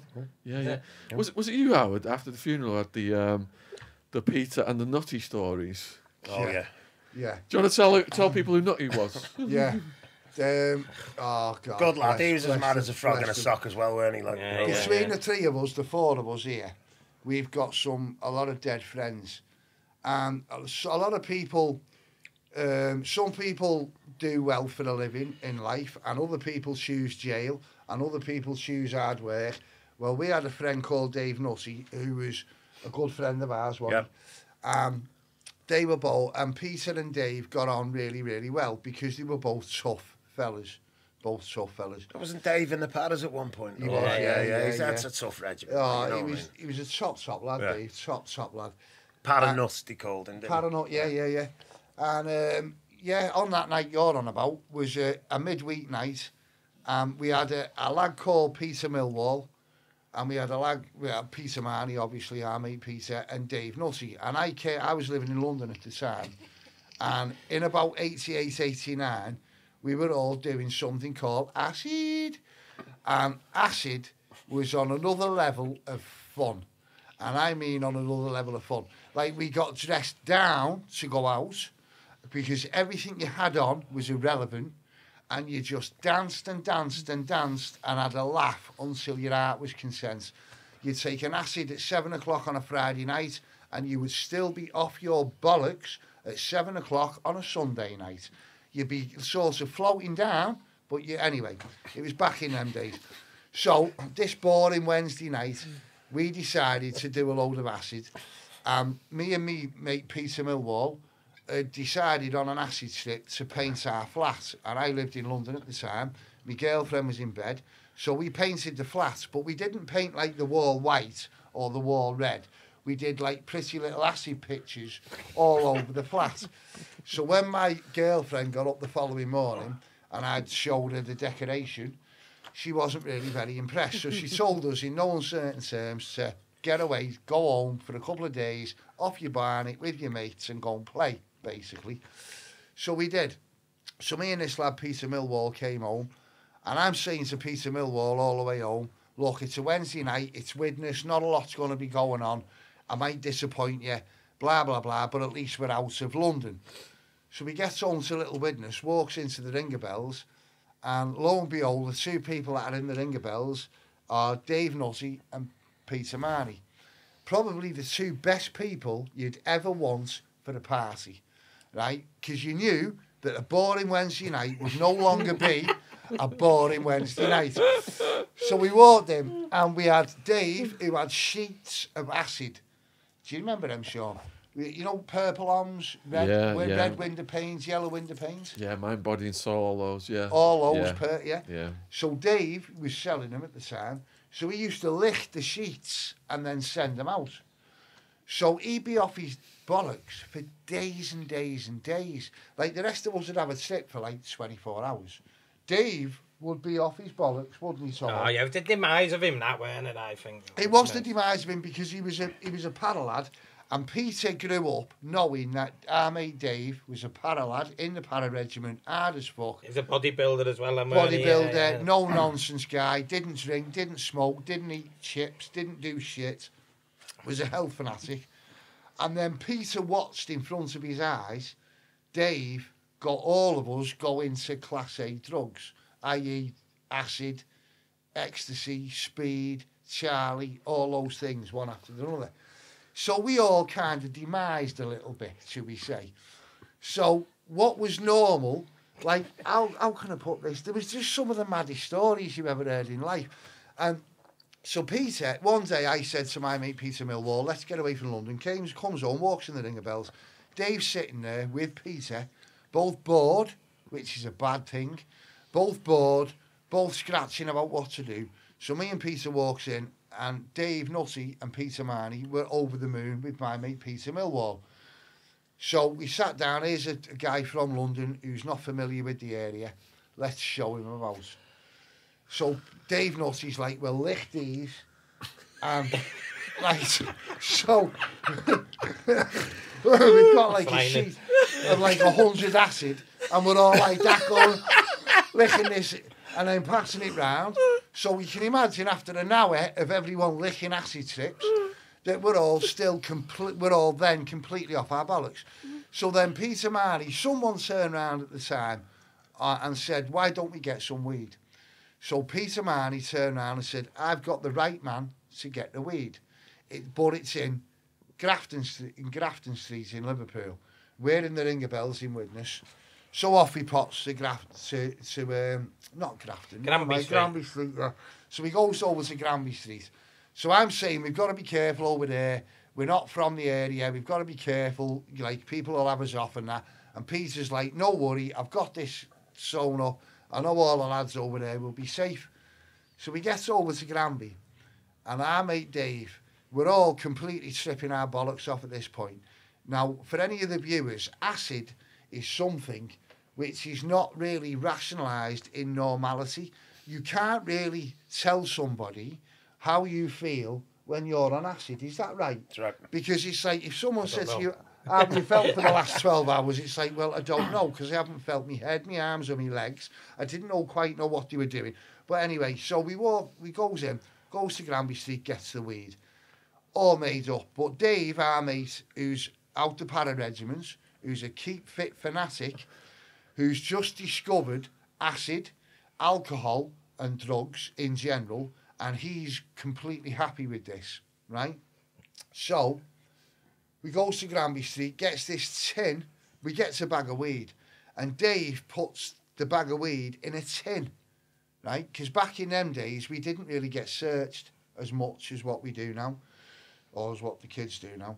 So we had this big metal tin, so he puts the weed in this big metal tin, and we've got 500 acid in one pocket, a big metal tin of weed in the other pocket, and now we're equipped to begin the rest of our night, which we do. So our mate Peter Millwall, right, from London, he says, I want to see where the ferry goes. from over the Mersey ferry, across the Mersey. So he takes him over there. The problem is it's 1 o'clock in the morning and everywhere's shut and we're all off our bollocks. Now, Peter Millwall has got a lot of bird behind him, a lot of jail. He's been up to this and that. So as soon as he hands his name in to the police officer is on high alert. As soon as you hand Peter Marnie's name in to a police officer, the police officer becomes high alert. As soon as you hand Dave Nutty's name in to a police officer, he goes on double high alert. So we're in the south end of Liverpool, all off our bollocks, all in a brown Ford Orion, completely tripping our bollocks off. Now we need to act normal. Driving as well? Driving. Peter was driving. Peter Millwall was driving. The best thing about that was that generation of people could drive. Let's put it that way. Right? So Peter's driving, we're in his brown Orion, and we're all off our bollocks. I'm in the front passenger seat, Peter Millwall's driving, Peter Marnie and Dave Nutty are in the back. Now, while I've been living in London, Peter has become a bit harder than Dave. Now, for years, Dave was a bodybuilder and dead hard. So we used to slap little Peter into place. Like, you know where you are, Peter, you just behave yourself. Don't get above your station, you little fucker. As Peter's growing older, he's watching Dave taking acid and ease and running around hugging everyone and being dead nice. And Peter's thinking, you're not that fucking hard, really. Because after 10 E's, you're hugging everyone. I can still fight you. So that was where Peter was. So I was getting these letters off Dave Nutty in London saying, I'm going out tonight for a straightener with Peter Marnie. I've got me kosh, I've got me 3-inch samurai sword, I've got this, I've got that. And I'm reading these letters thinking, this is insanity. Like, I've left Widnes and everyone was fucking normal. And now all of a sudden they're having straighteners with Kosh's gas, CS gas. And I'm having a straightener with Peter. So, with your mate? With another mate. So these two are off the bollocks in the back of the car. We're off our bollocks, and Peter Millwall doesn't know anyone at this point. So Peter Millwall is like, well, who are these two geezers? And I'm like, don't worry, they both know each other dead well. Just don't worry about it. And when you look over your shoulder in the back, Peter Marnie and Dave Nutty, all I can say to our viewers is, right, they were weighing each other in. Now, I mean this, right? Sometimes you fight for your life. These people, Dave and Peter, used to fight like they just murdered each other's mother, right? I mean, they used to fight, but it was a laugh, right? So at the time, there was a sketchy rule of no punches in the face. Everything else went. So bites, butts, kicks, elbows, everything was good, but no punches direct in the face. So we're sitting at the pier. I bet Nutty must have written that rule because you won't want Peter's big laugh. These two. So you got that bottle on it? I'll give it Howard. Yeah, you've got Dave Nutty, who's got loads of warrants out on him. Right, he's got loads of warrants out on him. You've got Peter, who's just off his barnet. And they're in the back of the car. And they're... In fact, they're opening the fucking... Yeah. Which way? Yeah, do you want me to do that? Come on. I can't fucking see it. You can't see. It's not, You can't even see the bottle. no, it's not you, it's this. Thank God for that. There's like a million ways to do this. There you go, look at that. There you go, okay. Awesome. Yeah, so the next thing is these two in the back of the car are proper weighing each other in. And every now and again, I've got to look over to the driver, Peter Millwall, and say, don't worry, they're both dead good mates. They're only having a laugh. But they're both covered in blood. And they're both filling each other in. And they're both laughing in between filling each other in. So I'm like, do us a favour, you two, right? We've got 500 acid on us. We've got a big tub of weed. We're in the middle of the south end of Liverpool. Will you stop fucking fighting in the back of the car? Because you're going to get us nicked. So the next thing is, we goes down to the pier head. And the car took the knock. Right, and we're all sitting there, 4 of us, and the car won't start. Now, me and Peter Millwall knew the severity of the situation. Peter Marnie and Dave Nutty are completely oblivious. They don't give a fuck about a broken down car. They don't give a fuck that we're in the South End. They don't give a fuck we've got weed and acid on us. All they're concerned about is knocking 10 tons of shit out of each other. Right? So much so, you've got Dave Nutty with long ginger hair. You've got Peter, who's now about 18 stone. He's a big lad, and he's punching big time. And Dave, who's basically, I can only say this, top respect to you lads, you've gone, R.I.P., love you to bits. You were as hard as fuck. And Dave and Peter's weighing him in, and they're both fighting. So the next thing is, Peter Millwall, I'm saying, listen, this isn't good. So Peter Millwall's like, why, they're having a great laugh. And I'm like, no, we're off our bollocks. We're in the middle of the South End. We're going to get nicked. So Peter says, right, we'll get out of here then. So he goes to start the car won't start. So me and Peter gets out like a pair of men to look at the engine, as men do.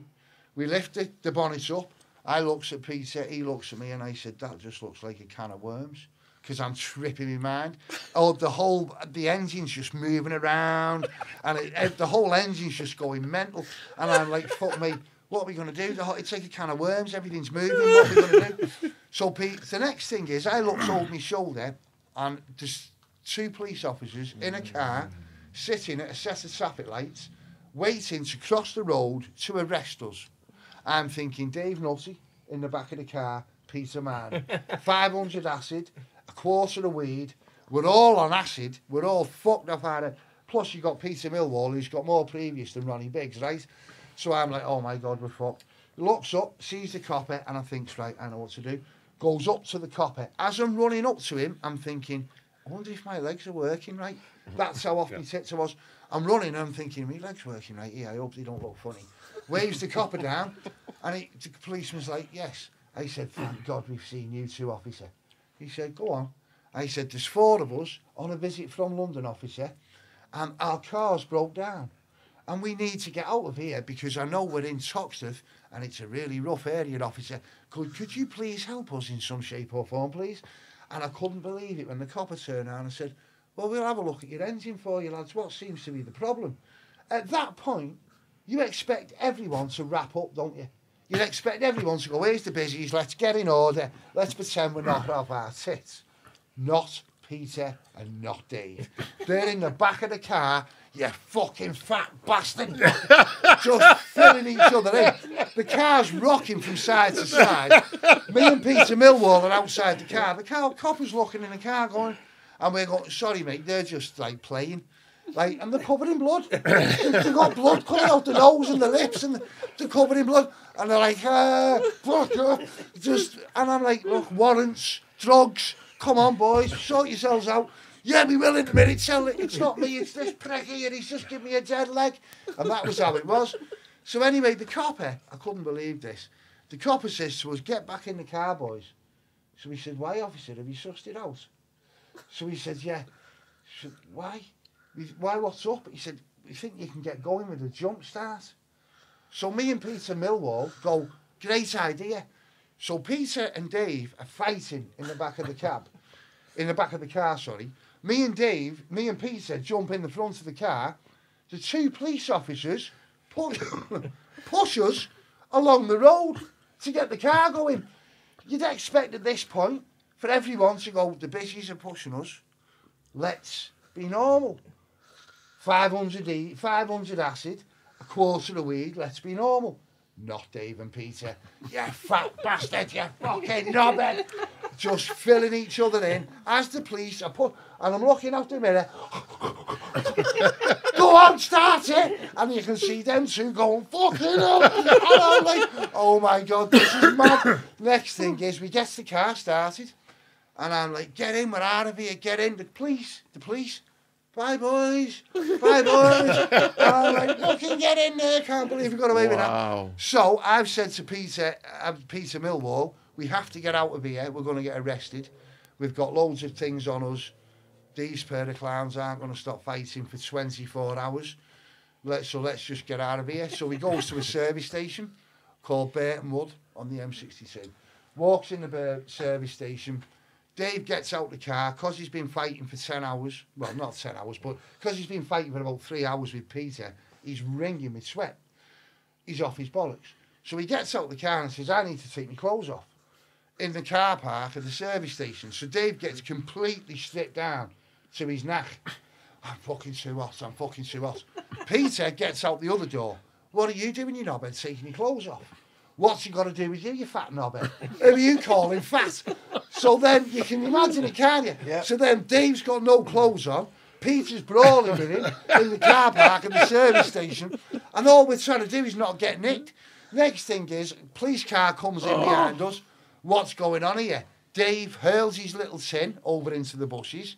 Peter, as bold as brass, this knobhead keeps taking his clothes off, mate, and I'm just making sure he puts them back on again. Fucking knobhead. So, right? And so Dave puts his clothes back on. We walks over the bridge on the service station, and honest to God, walks over the service station, and I'm thinking, right, cup of tea.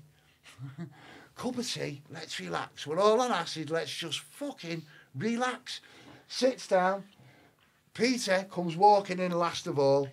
Walks down, and you know, you get your buses out the little thing, and he's just walking down the little thing. He's got a tray, he's got a little plate, everything's normal. 3 o'clock in the morning, Peter's just opening everything and going, fuck off. Fuck off. Fucking eating everything all the way down. So we're on a table, and I'm going, we're going to get nicked.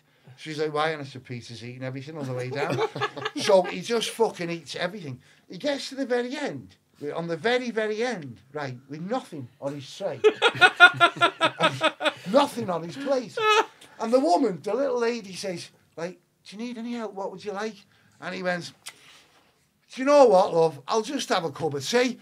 So she said, what about all the stuff you just ate? So Peter said, that is fucking horrible. You can't start charging me for that, love. Come on. Right? So the woman sort of looks at him and thinks, shit, he means this. So Peter's like, no, love, I'm not paying you. But look, I've only ate half of that butty. It's fucking horrible. So she just says to him, like, well, that's 54p, please, for a cup of tea. And he's just fucking eating everything. There's fuck all that. Anything he hasn't eaten, he's eating half of it, you know what I mean? And just left it back. So we ended up eventually finishing that, getting in the car, and eventually going home. But that was a boring Wednesday night. You know, when you just think to yourself, what are we going to do tonight? It's going to be a shit night. We're going to be at home in bed by 12 o'clock. And by the time you finish the night, you're awake at 6 o'clock in the morning. You've been round Mars and back. These two are covered in blood. Do you know what I mean? The busies are looking for you for all sorts of different reasons.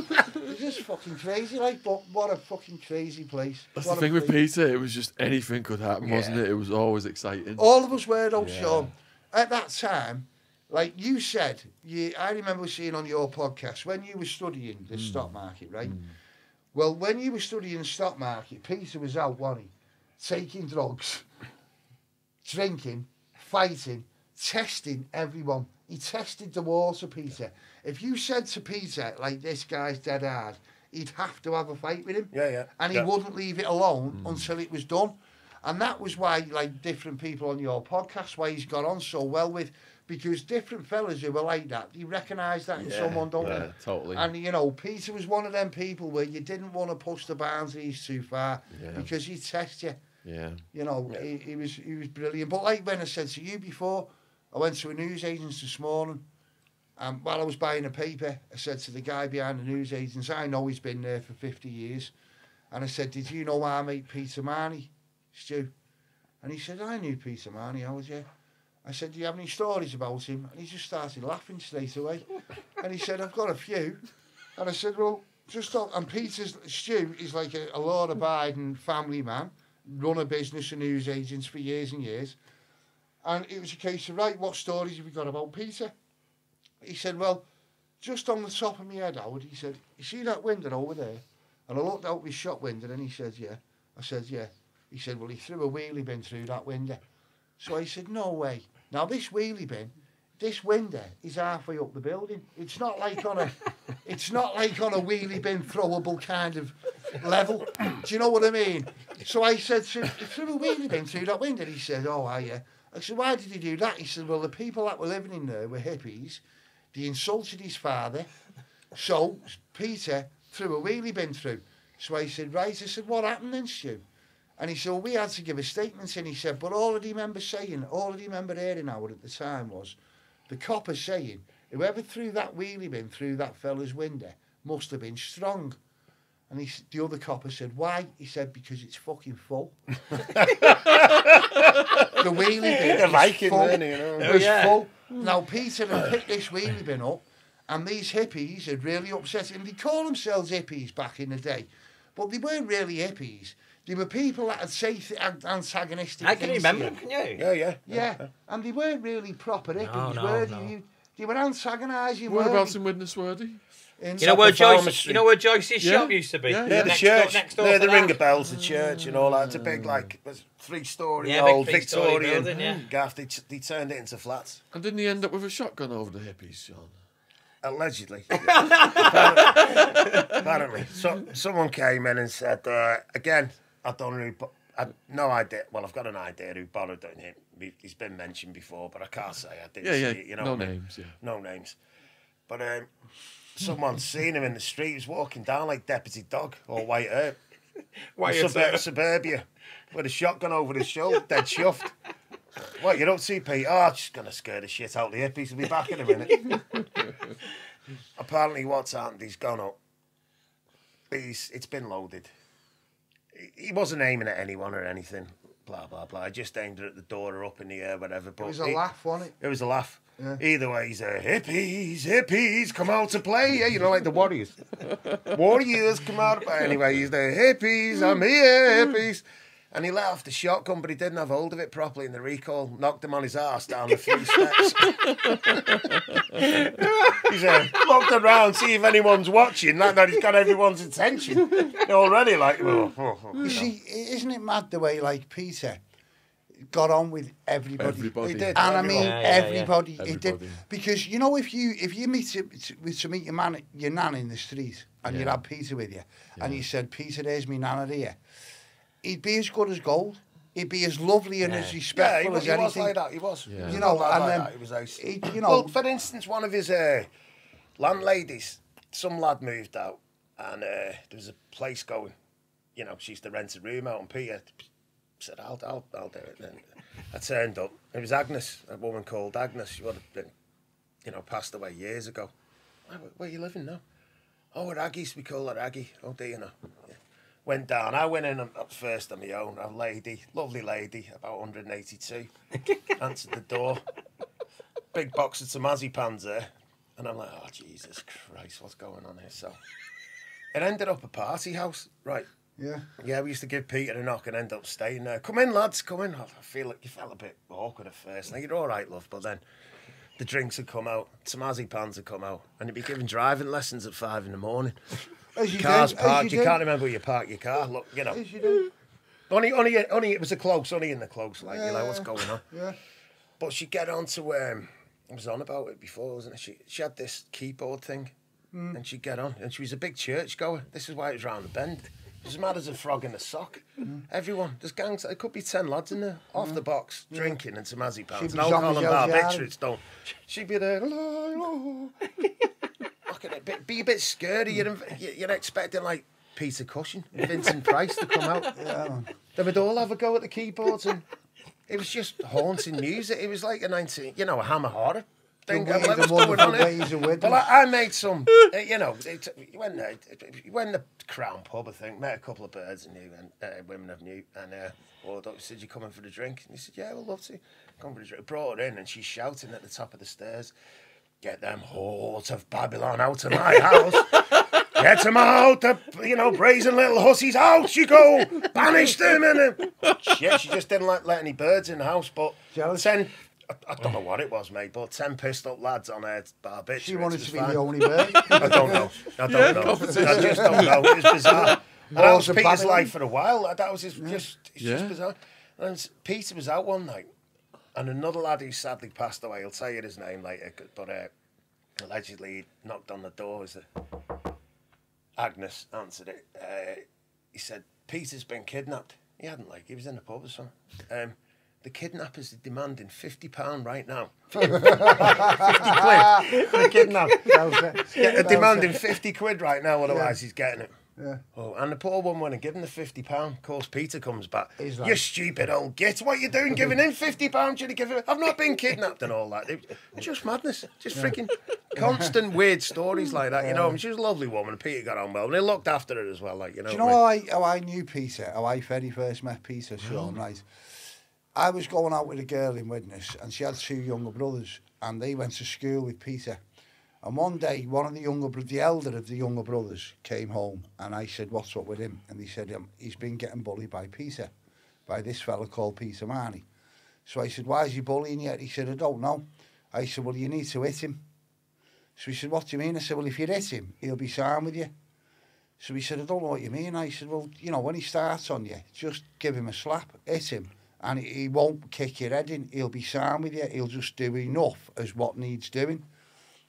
Anyway, I went round to Peter's house and I knocked on his door, didn't know him, knocked on his door and I said, "Listen, mate, you've been picking on the wrong people." I said, "I need to have a word with you." So Peter very rightly said, "What's it got to do with you? Who the fuck do you think you are turning up on my doorstep, blah, blah, blah." So we ended up having a little roll round the glass on the front, as we do. And at the end of it, we both got up, shook hands, and I walked away, and Peter had become my mate.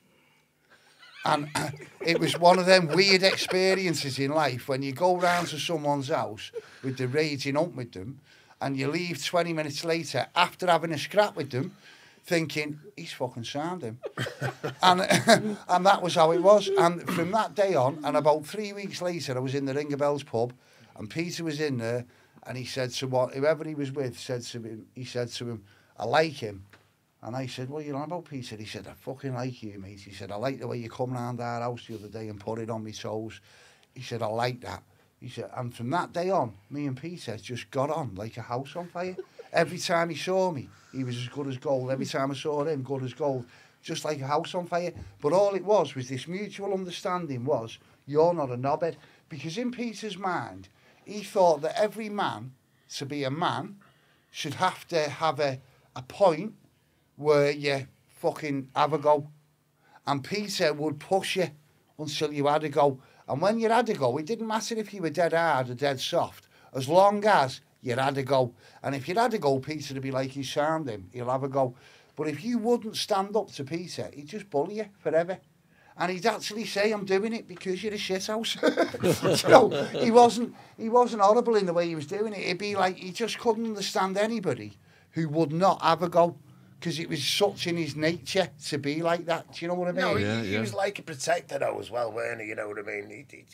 That's the thing. Because He like was the older protective lad, of Very protective of women and stuff. All his women Yeah, friends oh, in America. yeah, Yeah, absolutely. let's have this, like, none of old us. people and and Yeah. stuff like that. He was, and he loved animals and Out of dogs. our and Didn't stuff. rather kill a human than a dog. Yeah, he Right, loved dogs. if you said to Peter, "I heard he hit his bird on Tuesday," Peter would be like, "Did he?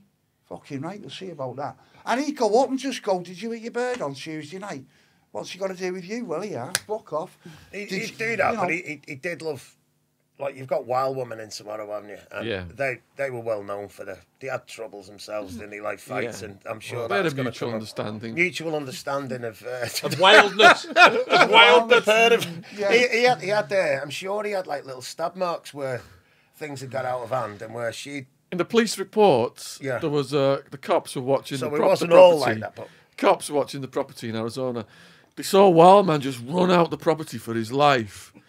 And this tiny little woman with a giant fan chasing him, trying to smash his head in. But I mean, that is credit to Peter for running away from the woman. Do you know what I mean? It is though, isn't it? yeah, Because I think they did have fights though. They did have Yeah, fights. they did have Yeah. fights. Yeah, well, it's inevitable, isn't it? to be Yeah, it honest? was inevitable. Because I remember Peter when he come round to ours before he was coming out to see you, and he said, "I'm going to have to go to America, Howard." And I said, "Why is that?" He said, "Because as soon as you fart in Widnes, you get nicked. Like, whatever you do in Widnes, you get nicked." So I'm like, "Well, what are you going out to America to Atty for when everyone's got a gun? Someone, Peter, is going to shoot you." And Peter was like, "Well, that's it, like, they fucking won't." So I said, "What do you mean?" And he said, "Well, them Americans out, they've all got guns, but they've got no balls." So I was like, "Well, what do you mean by that, Peter?" He said, "Well, you know, they've all got guns, but they won't have a fight." He said, "So I'm going out to El Paso He said, I'm going out to El Patty to get his money back. He said, and I'm going to iron a few people out. And that was how he looked at it. You know, he had no fear at all. No. Whereas when he said he was going out to America to see you, I was like, wow, fuck going out to America. All those people armed with drugs, guns, blah, blah, blah. And Peter was like, yeah, get in. One of my colleagues who was working in the stock market, who ended up throwing... He was hanging out with Peter for a couple of weeks, got on crystal meth, ended up picking the computer up and throwing it at our boss. He got fired that day, and then he was full-time with Peter. And what he told me happened was... Peter hooked up with these crack dealers in Central Phoenix who were being run by this Colombian guy. I think it was Cali Cartel who were in power back then.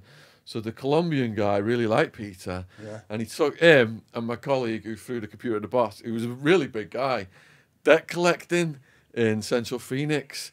And my mate said they went in this one house and all these people had guns. And they said to the Colombian, why should we pay you? We've got guns.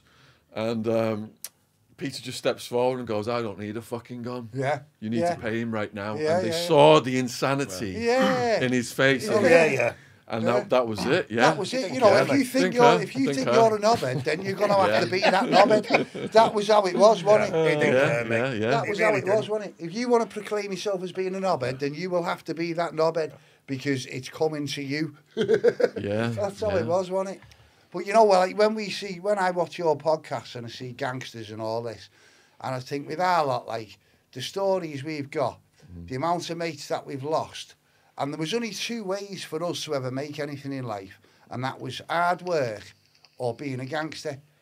And we were all shit at being a gangster, basically, because we were all too happy, weren't we? I mean, as soon as you got any money, you'd ring one of your mates, you'd ring someone up, wouldn't you, and go, should we go there, should we do this? You'd give it all away. Whereas back in them days, there was like, the gangsters didn't really exist. They did, but they didn't, like, none of us wanted to be a gangster. Do you know what I mean by that? So, like, but loads of us are dead, aren't we? Do you know what I mean by that, Sean? Because we lived hard and fast on the substances. Yeah. But there was a happiness to it, a fun, wasn't it? Because a lot of it was ecstasy there was a driven. genuineness to it. There was a genuine, and it was about surviving today and making the most of today and worry about tomorrow. No one was a smackhead, burgling houses and all that. Well, you didn't even hear about that, did you? Well, I remember when that. Dave was a smackhead and Peter found out he was a smackhead, and for years, Dave had been above Peter in the men hierarchy of being hard and tough.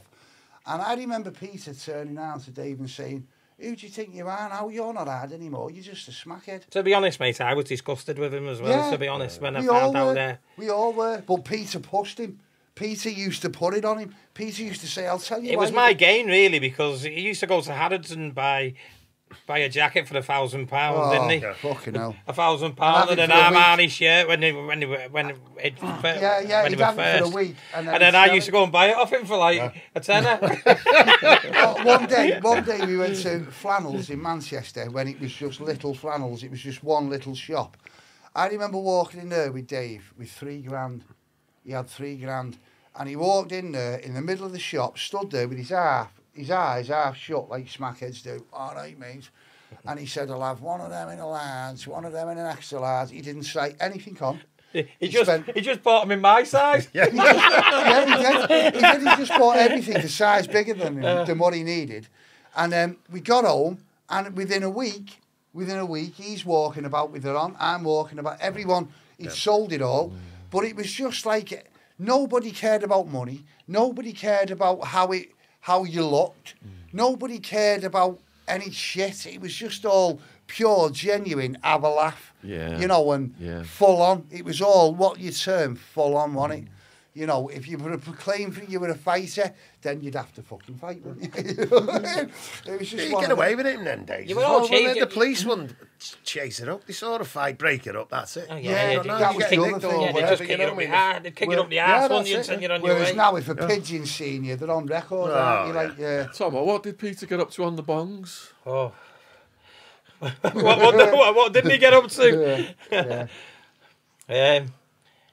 What was the bongs for people to understand? The bongs was like it's a name for It's The a wasteland. bongs. Yeah, it's not like a pop bong. No, no. What did he get up to on the bongs? Yeah, he's had plenty of them.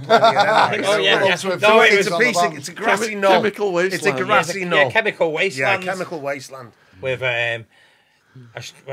The back of the school.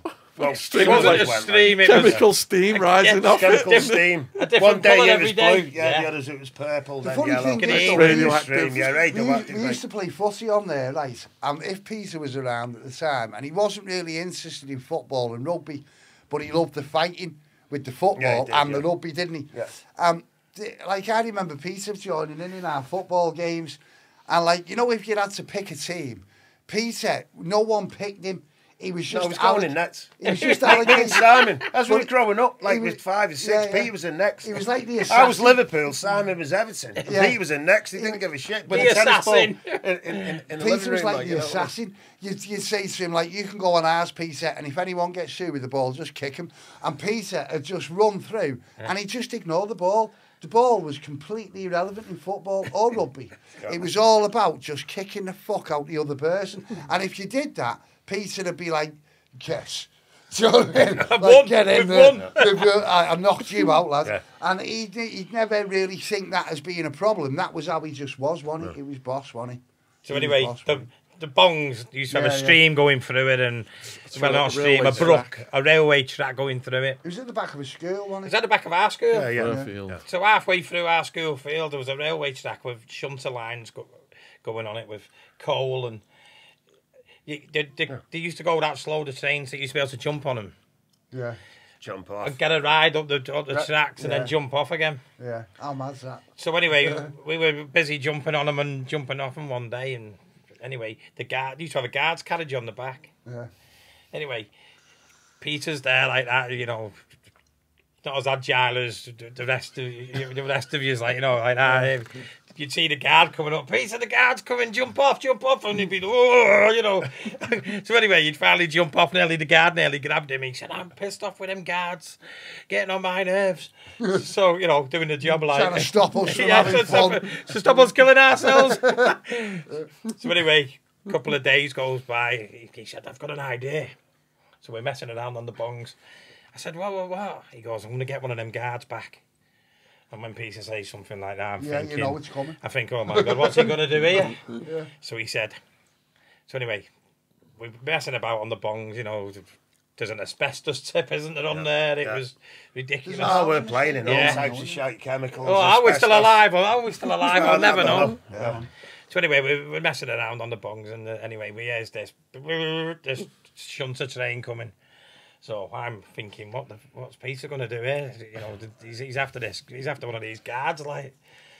So anyway, there was this bridge that they built, but they never remembered it. They never finished it off. Yeah. It was like a concrete bridge, Yeah, but yeah. they never had any handrail up. It was just like stairs, and really, you couldn't go. No. It really, looked like not- it fell down, Yeah, not that it was yeah. being built. Yeah. Yeah. So anyway, he started going up there, and I'm thinking, what's he going up there for? So he said, "Give me a shout when that guard's when the thing is under, when the train's under me thing, the guard carriage is under the bridge." Yeah. But they went that slow, didn't they? There. Yeah. So I'm still thinking, what's he going to do here? So anyway, the train's going past like that. Next thing, he pulls his pants down and hangs his ass over the edge of the bridge. And I'm thinking to Give a myself, shit on it. I know what's coming here now. So anyway, the guard's carriage went under the bridge, you know, timing. I shouted, "No!" And I seen nothing drop. And I thought, Constipated. no, but I heard him go, "Yeah!" So he's let the undercarriage go. Yeah. So anyway, I'm thinking, well, I've never heard out land, you know, or I've never seen anything. So I just like never thought. So next thing he pulls his kicks up like that. He went, "Oh no!" He's caught it in the back of his kicks.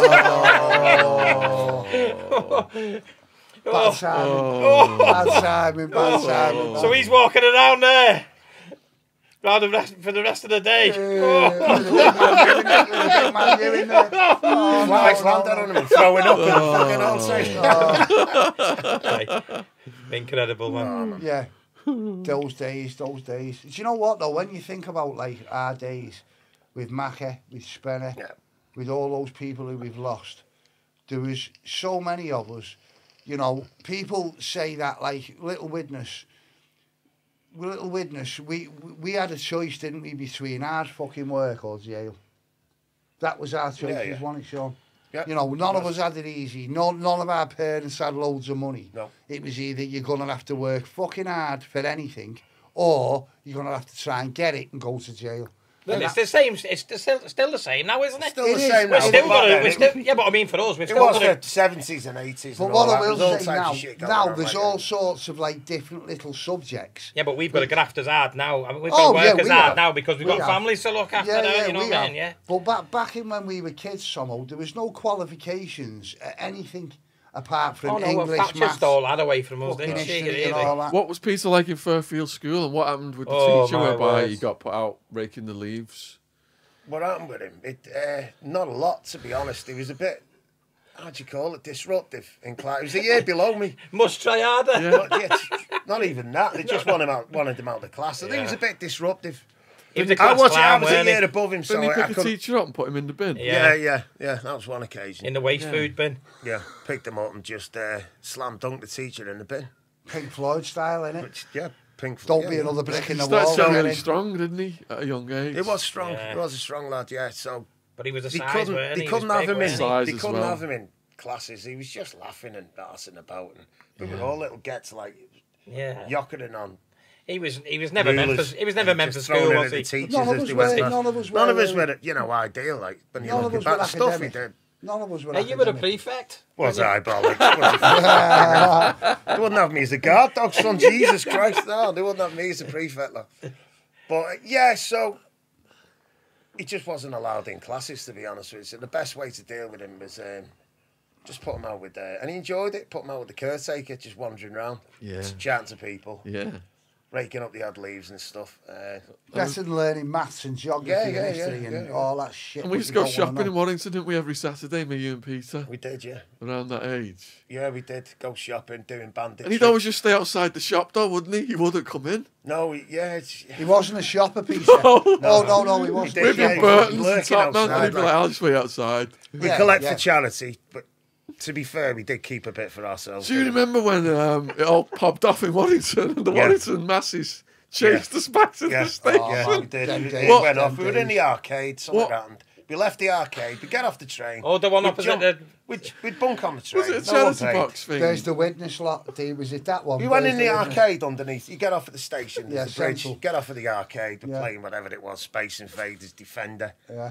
Peter's just looking around at everyone, whatever. He's always got one eye in the back of your head. They're like Mr. Cadbury's parrot, Especially in following him like a Waddington. gecko. Especially That's the in only thing Waddington. we growing up with him. Yeah, you have to man. keep an eye on him. Yeah, like yeah, a gecko. Your eyes, mate. That's why No, my but eyes just fucked up. being in Waddington Watching at him. that age. I blame him. Watching him out of one eye. Yeah, just following him around and watching him. But yeah, I don't know what had happened. We'd had a bit of a fight. It started off in the. Something went wrong. We had a bit of a fight with the Warrington lads in the arcade. We walked up into the precinct, and before you know, it was like It was the it was Warriors, like wasn't hordes. it? It was like the Warriors. Wanderers. It was the hordes of them going into yeah. shops. Yeah. Had a bit of a battle. When realised we were outnumbered, so we said we're going to Legged have to retreat. Yeah, we're going to have to retreat. Station. So we had a laugh. We were laughing, legging it back to the state. Where's Peter? Where's Wildman? He just disappeared. Yeah. There must have been about 30 odd lads just waiting, blocking the door up. Yeah. So we said, and he's walking up casually. Oh, forget that shit. Here's Wildman. Here's Peter. And he ran through the lot of them and come up. He ran through the lot of them, punching, kicking, just to get to where me and him were. Yeah. Then another 30 came round the other side. As we were running, there was bottles. They were coming up bricks. the tracks. They were coming up the tracks. Wait, There wait, was bottles wait, hitting our tracks. thing Just and for the everything. viewers, Widnes is a little town, and Warrington is a little town further down the railway line. wires. And the amount of animosity between Widnes and Warrington Yeah. makes Liverpool and Manchester look like a kids' tea party, doesn't it? Yeah. It does, At doesn't the it? time it did, Because yeah. if you went to Warrington in the 1980s for the shit, you'd get your head kicked in, wouldn't you? No, You vice would. versa. It was, You it was would. just good fun. It was just, It was you just know. madness. We were wasn't lucky it? the Harmless train come Highland because they were hijinks. coming. It was- There was hordes coming down. The Yeah, hordes. yeah, There was hordes, mate, yeah. And luckily for us, the train come up. Yeah. Pete, we got Peter back, the wild man back. me and him and Peter jumped on the train, got brave. We all doing all that shit. Yeah. Went back the next week, didn't stop. There's nothing. Yeah. And then we do minesweeping in Mr. Smith's. Yeah. Telling all the birds it's our birthday. Yeah. Was that kisses. Mr. Smith's on a Monday night when it was rave night? Do you remember? Didn't go there on rave night. This was the Hitman and Her. Yeah, the Saturday 80s, night, the yeah. 80s. Yeah. It was shit, really, They weren't it? ended up having a rave night or Yeah, something. they did. Yeah, a Thursday, weren't it? Oh, yeah, it was one of the nights, yeah. A They had midweek everything. night. And it was a massive club, Mr. Smith's, wasn't it? Yeah, But yeah. it was never full. No. It was only That's ever it. half full, wasn't it? But Our trips out the Saturday It afternoon. was full in it was the late 80s. every Saturday. It was religiously. every Saturday. And this time, I think it was you. You came out with the Bernardos. Said, I'm a collector for Bernardos. Peter's eyes. Ooh. get in. Yeah, Collector for belter, Bernardos. belter, yeah, belter. He comes out with a gel box. He got all the fucking gel out of it on his hair. It was solid for must have been solid for a month. Didn't want to waste it. Just to He's use the put gel. stickers round the gel box, made a little money slot. I'm like, what are you doing with that? It looks like that looks shit. Charity But it box. worked. So we went into Warrington collecting Bernardos, miserable gets put in. I'm like, I blew he's gone in. I know he's gone in. Yeah, man. No, we did. We're not being my bastards. God. No. We did actually donate, didn't we? We did donate. Some Just of it. that we paid ourselves for donating as well. So For the then we work. went to Manchester, the Arndale Centre, and we're coming back with all this money, and we kind of split it. That's for them. That's for the charity, and this is for our hard work. For the charity. Peter's there. Just give us that. Give us that now. And then it evolved into bandit tricks. Bandit tricks, you go in. We'd normally send the wild man in first. He loved it. Like, yeah, it's just With a play wire. that bandit. With a wire. He has had one of them in the past. I've seen that. But all it worked in was the Durex machine in the Black Horse pub. Seriously, found out. I don't know how we Not found as out. galore. No, it wasn't not as galore. You'd get 50p's out of it. We're like, and nodders like Durex machine in the bit. So bandit tricks would send. One of us would go in first. The other two would casually stroll in. Shit is stacked in, available to you, man. Oh, hello. Oh, hello. You know. Flagging you with early years. Yeah. Playing the bandit. We gather around it. Oh, yeah, you know. Oh, you've won the jackpot. Well in, yes. You know, drawing attention to ourselves. And kick it off. You let, at the plug, the electricity, so the lights will go funny. Kick the fucking thing off.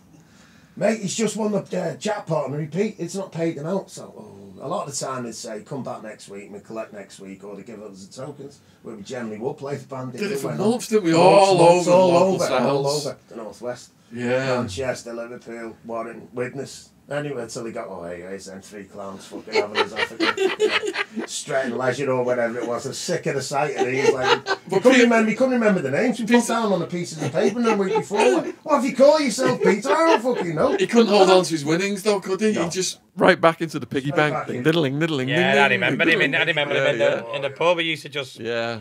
put all his money in him, didn't he? Love gambling. Like. Spencer was the same, weren't he? Oh, Spencer. He's worse. I remember little Yeah. Spencer one day in the Las Vegas, right? Everton and Arsenal at home on a Sunday night. And we'd just been to Everton and Arsenal for something to do for some reason. And I'm on the fruity in Las Vegas. Spencer's eating chips and We're on And it was Street. in Peter's year at school. Another character, small yeah, lad. and he's passed on. And Spencer was our little mate who, I've got a story unfortunately, in a minute. he took the wrong path in life, like a lot of people do. Little He Spencer, bless passed on him. early, didn't he? God bless R.I.P. him, like. Little Spencer, Yeah, lovely yeah. little kid. Another one with drugs and stuff like Yeah, man. And little Spencer.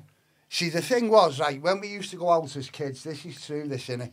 When we used to go out as kids, if Spencer or Peter were out with us, you wouldn't tell them where you were going to end up. Because Spencer used to piss in everyone's wardrobe and Peter used to trash everyone's gaff. Yeah. So if you were going back to a house who weren't very aware of Peter and Spencer, you'd have to go to each other, listen, we're going back there, don't tell Peter, don't tell Spencer. Because when they used to stay at everyone's gaff, for some strange reason, Peter used to be... It all went Pete on, didn't it? Yeah. It did with me and... Peter we've all- used to we're all wake guilty up, of if it he was sometimes. drunk, in a gaff where he didn't really know. The idea to Peter was trash it and then find out what happens from there. And that was Peter's like logic.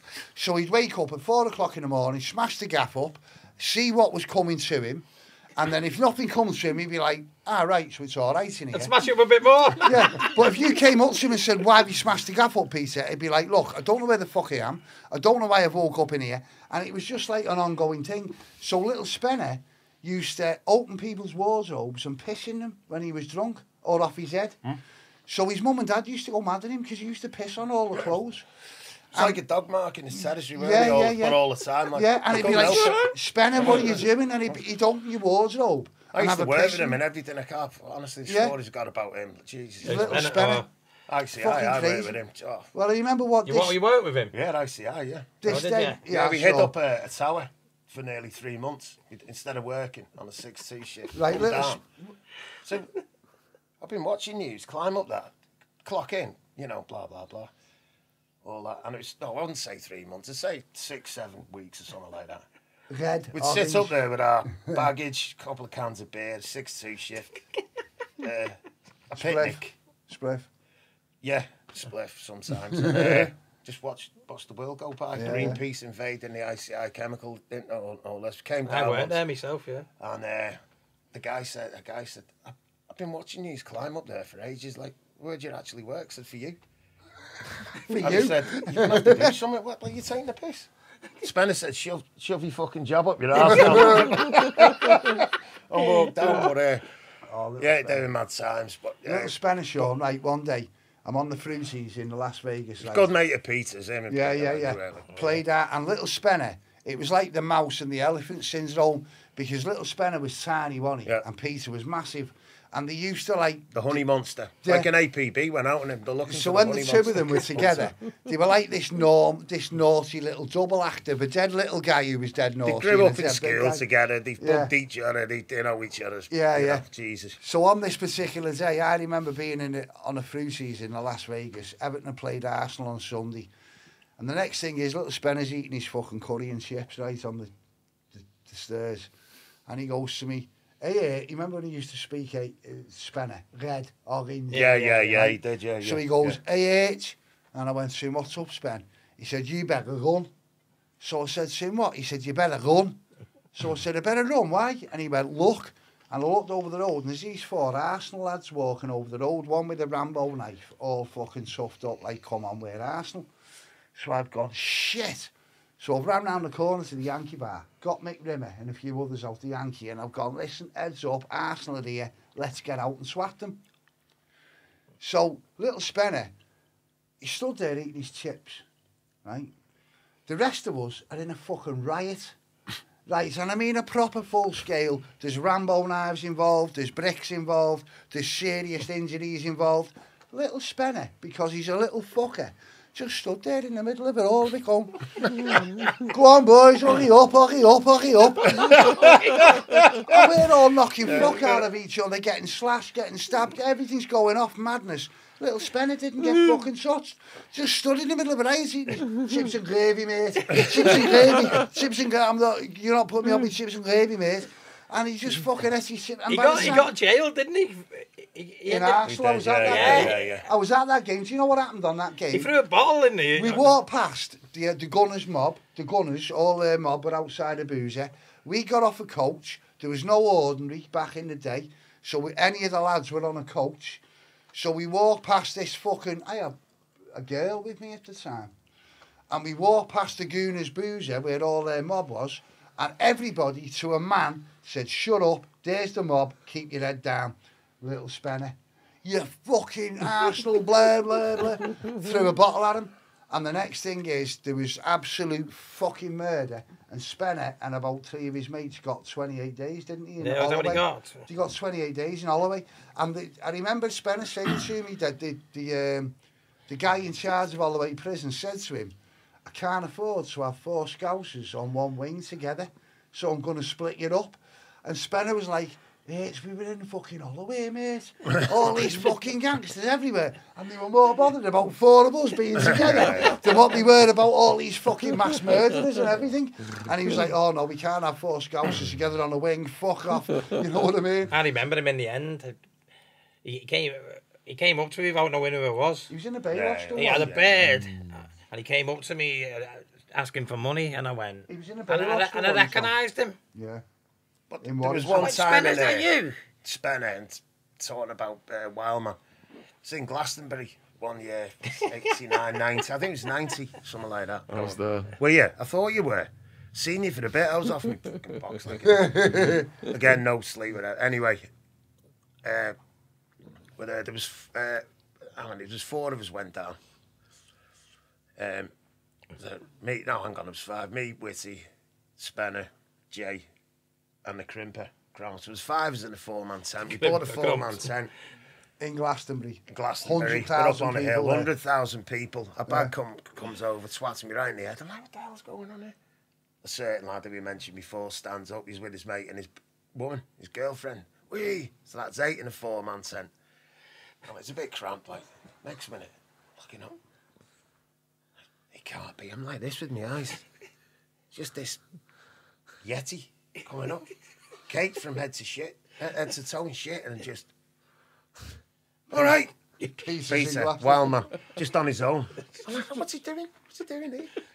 He'd hitchhiked, I've told you before, he'd hitchhiked that all the way down there, like.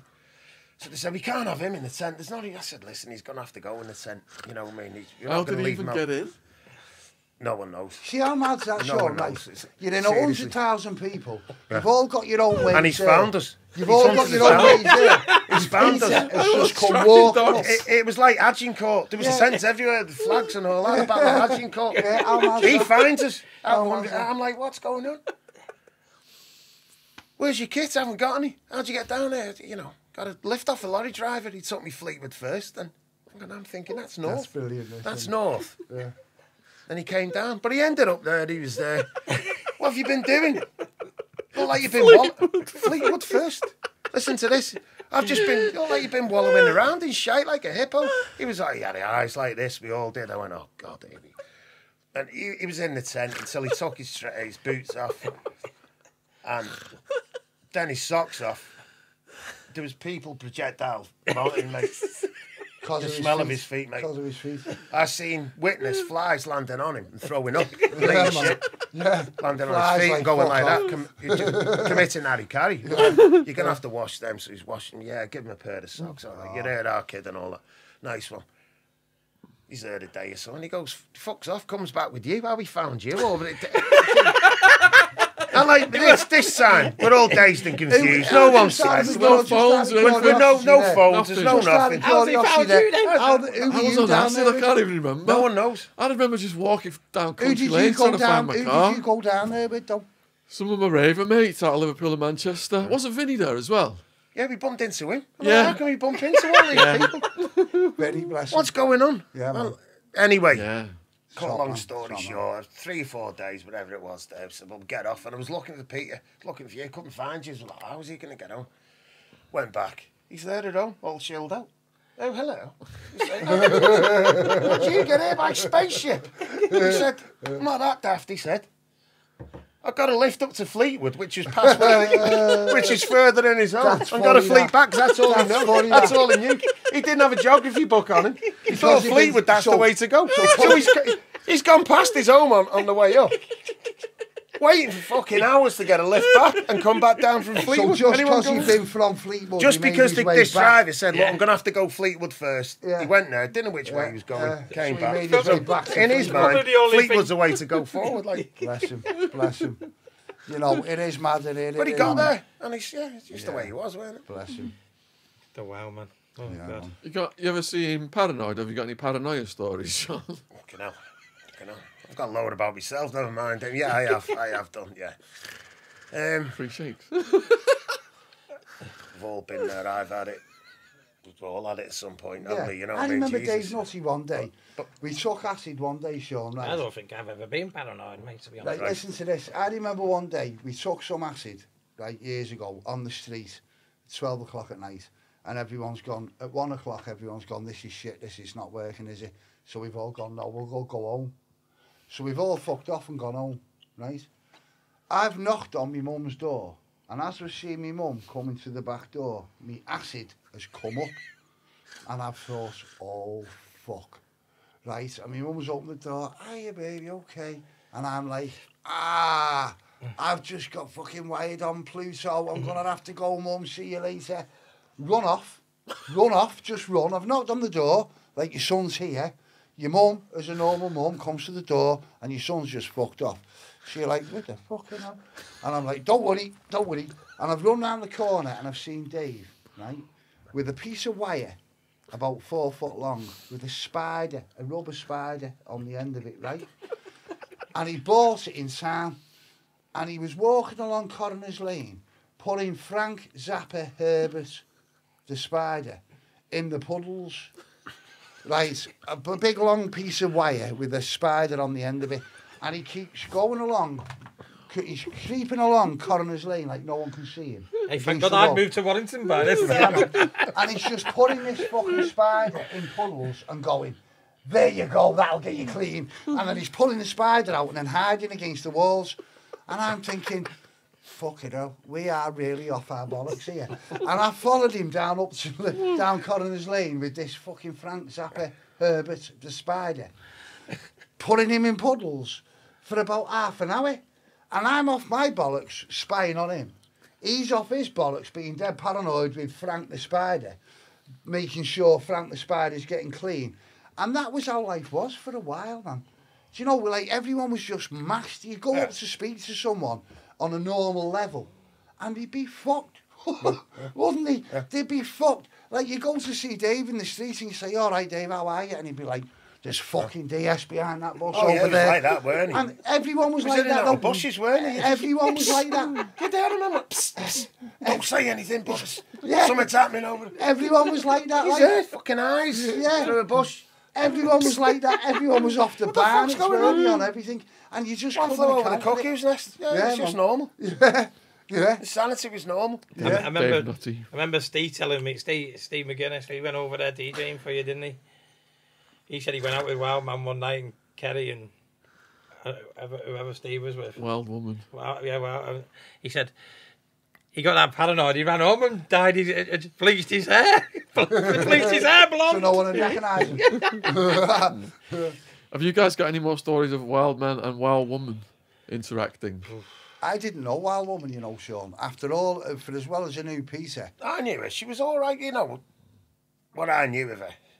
I know things went pear-shaped she was later down, on. She was down, yeah, definitely. Yeah, she was cool, like. Yeah. But the story, I was kind of behind. Well, I gave him a lift to London to go and see her.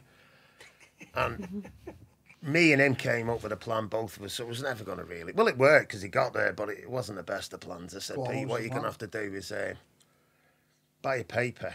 We're going to pick it up at something like 5 in the morning, or 6, whatever.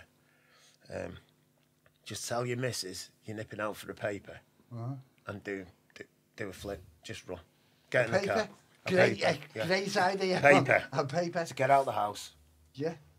And it was me. Wild Woman, this? Yeah, Wild Woman. There was me and a mate waiting in the car. And to give him a lift down to London.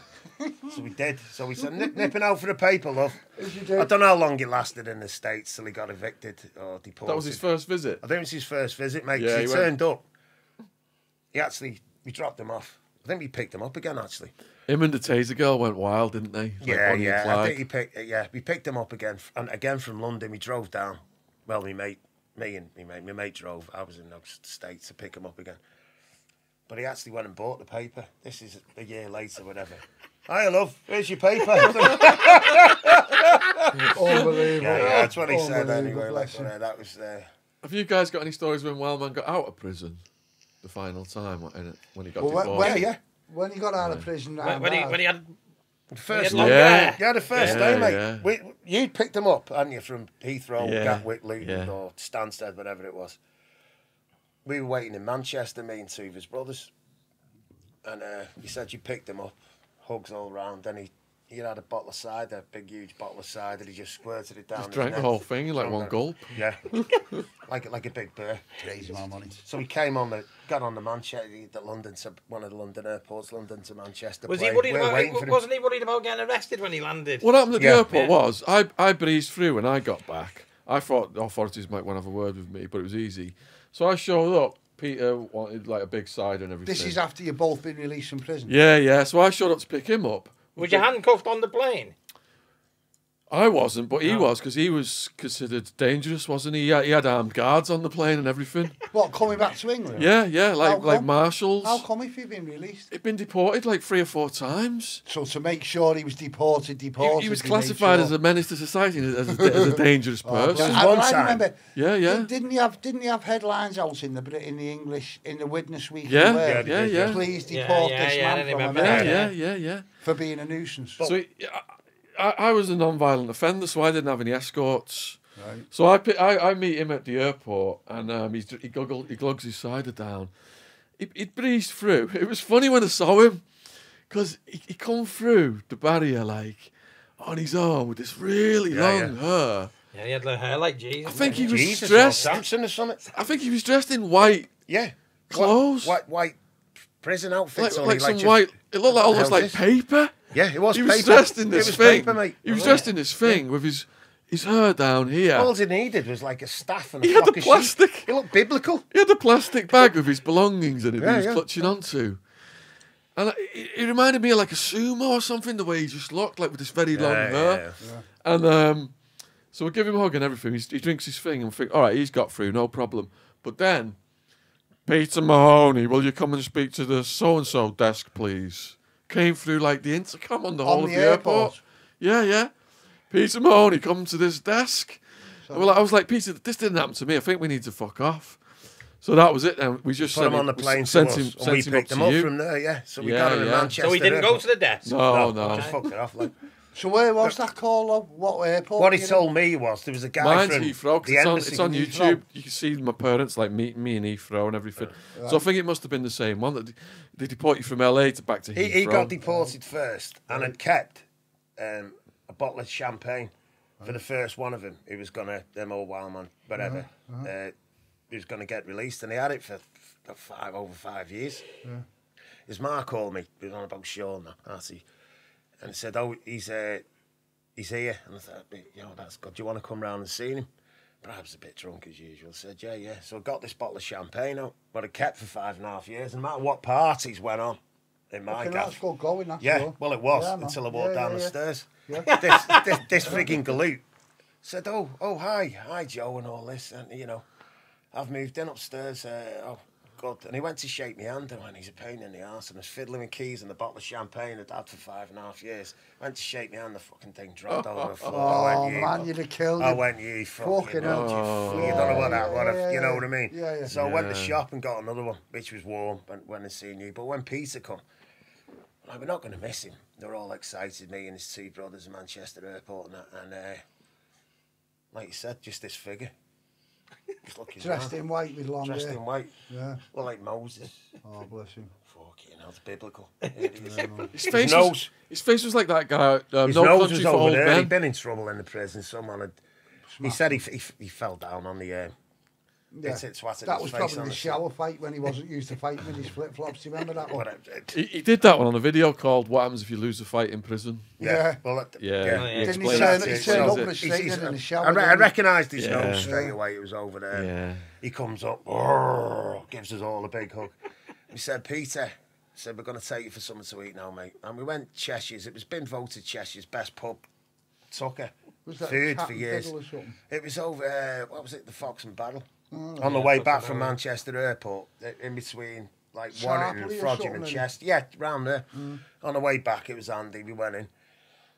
And we told him this. We said he'd do the best steak, mate, and chips. I thought that's what he'd want. And he said, I've been dreaming about cheese for 7 years. Oh, bless him. I said, fucking hell, Peter, you're in the best fucking pub drink here. We're all getting steak and fucking, it's And he wants his everything. cheese. I just want cheese, brother. I said, if you know that, Oh, bless him. if you known you wanted to be a big fucking mouse, we would have took your Asda or whatever like that, you know what I mean? Got you one of them whole round cheeses. You could have nibbled the waste. It's your heart's content. I just want cheese. All right, man.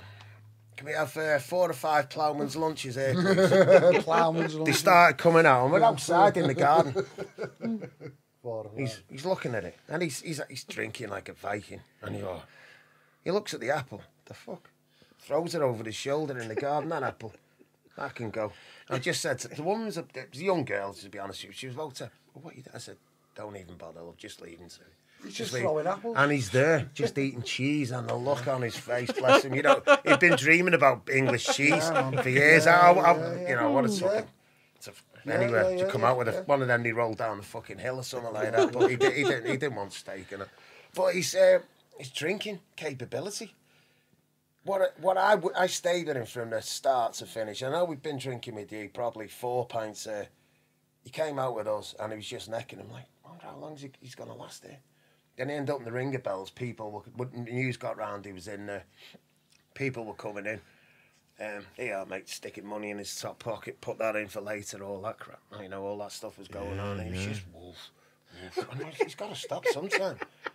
Has he got hollow legs? This fucking. He has, hasn't he, though? He's like 20 pints. Seriously, I worked it out. He's just had 20 pints. And he's getting up and walking home. He's just getting up, walking up. It didn't bother him. I'm like, fucking hell. So, especially after just being in the nick. I know, that's what I mean. But you did say he'd been. That's why he got a bit of time added on because of his getting caught red-handed making tomato hooch. Hooch! You got in trouble for hooch. Yeah. No, he ended up doing a little bit longer than me because he took a plea bargain after 1 year, and I fought a case for 26 months. Yeah, right. And they aggravated his sentence because of all of his deportations. Yeah. So how did he ever get back? You know, when he came back. Yeah. But the police never on top of it. No. Why? So after a year, he got like a 8-year sentence, but he had to serve like most of it because of his he had higher felonies than me.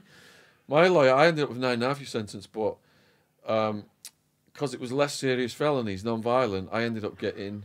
I only had to serve just under 6. Yeah. I think Peter served almost 7, didn't he? Yeah, round about that.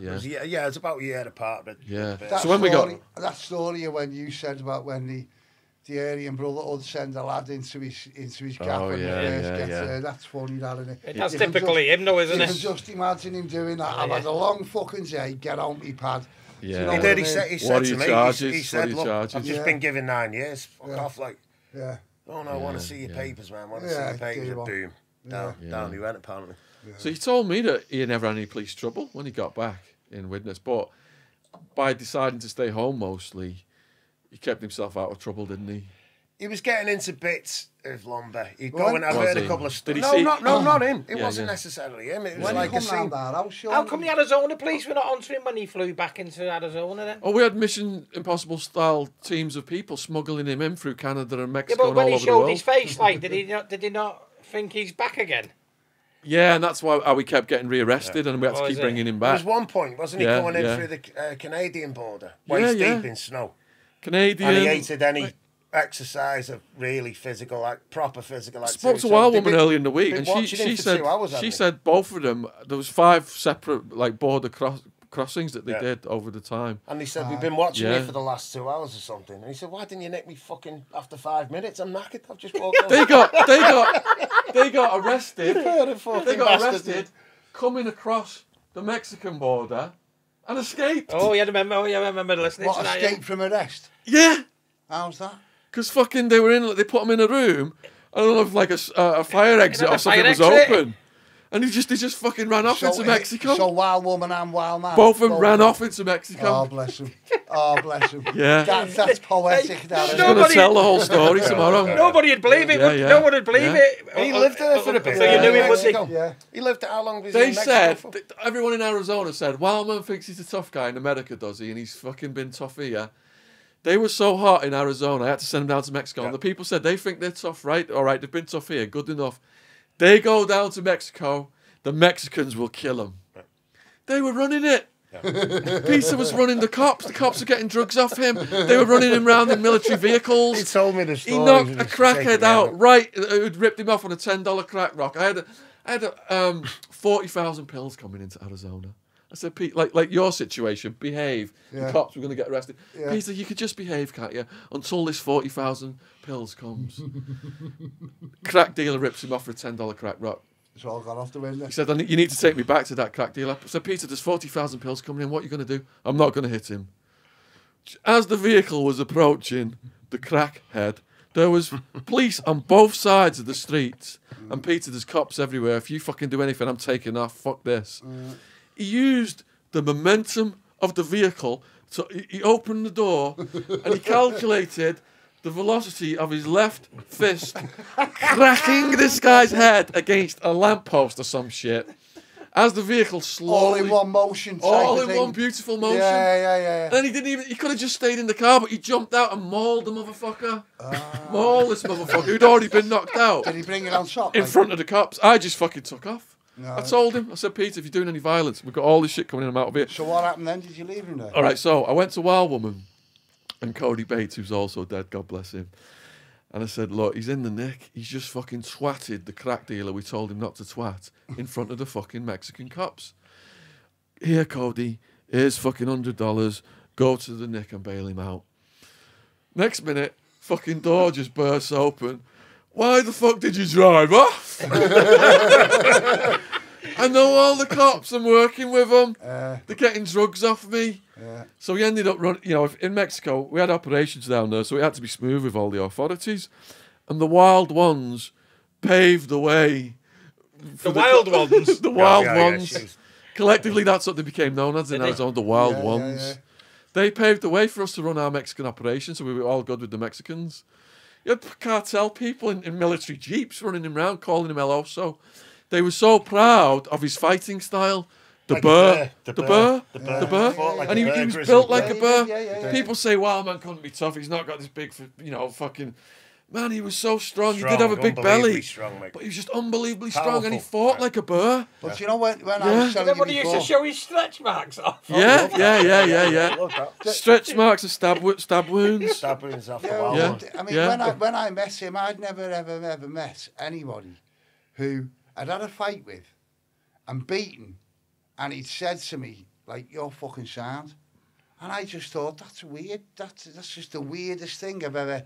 You know, when you have a fight with someone, you'd expect that you're fucking knobhead and all that, don't you, as kids? And Peter just stood up. He was probably planning on No, killing that was you. good, that. No. You know what he said? He He had said that rugby Mutual mentality. respect. That's what happens on the rugby Mutual pitch. You'd have a respect. fight in a pitch. He's forgotten yeah, about the he minute said, you I come like off, you, like, mate. you know And what I mean? then about 2 weeks later, and outside the Ringer Bells, and he was like, no. He said, this fella stuck up for his bird's brother, blah, blah, blah, blah.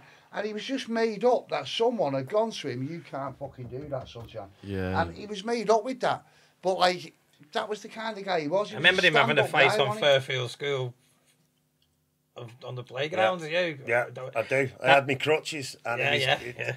the lad was getting the better of him, and I flipped out, and he hit Peter. I was on crutches. I broke my leg through rugby, and I flipped out, didn't I? Peter, you can do better than this, and it was me turning fucking psycho. Yeah. And he hit Peter on the back with me crutches, like an old woman. Like an old, get up and twat him. Yeah, did you? But years later, that lad died. Yeah, didn't he was a good lad, yeah. And he was a good lad, him, who he had a fight against. And years later, I was talking to Peter on the thingy, and I think they had about 3 or 4 fights against each other over the years. And We'll tell you later. Anyway, he said... oh, you know what? He said he was a great lad, him. So he was always like that afterwards. If you had a straightener with him, he fucking loved it. Yeah. Absolutely fucking loved it. Whereas you'd expect somebody else who you'd have a fight with, animosity to carry on and shit to go down. But with Peter, it was like once you'd had a scrap with him, he was your best mate, wasn't he? Win, lose or draw, he was like, well, because you've had the balls to stand there and have a go, then I like you. And that was it, wasn't it? Yeah. He obviously got worse when he went to America, didn't he? In what way? Well, he was...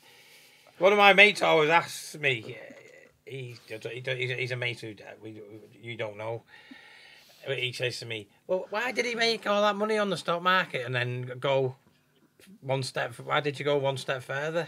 The fun, man. Just for fun. I'm a bit of a wallflower. Peter was my social life. So if I went out into a bar... I was a bit, I've got anxiety and stuff like that. Peter would talk to absolutely everybody. Yeah. But then once I got on drugs, I became a complete party animal opposite of the wallflower. So I was nearly always on drugs with Peter, having a fucking time of my life. Staying out later and later. Having the time of my life. Times I was there with him, like... You get addicted. You had to get it's up money, early, it's not the money, it's not the drugs, it's the fun. Yeah. Coming from... Because you were young as well. Yeah. And didn't you had to start your job as stockbroker.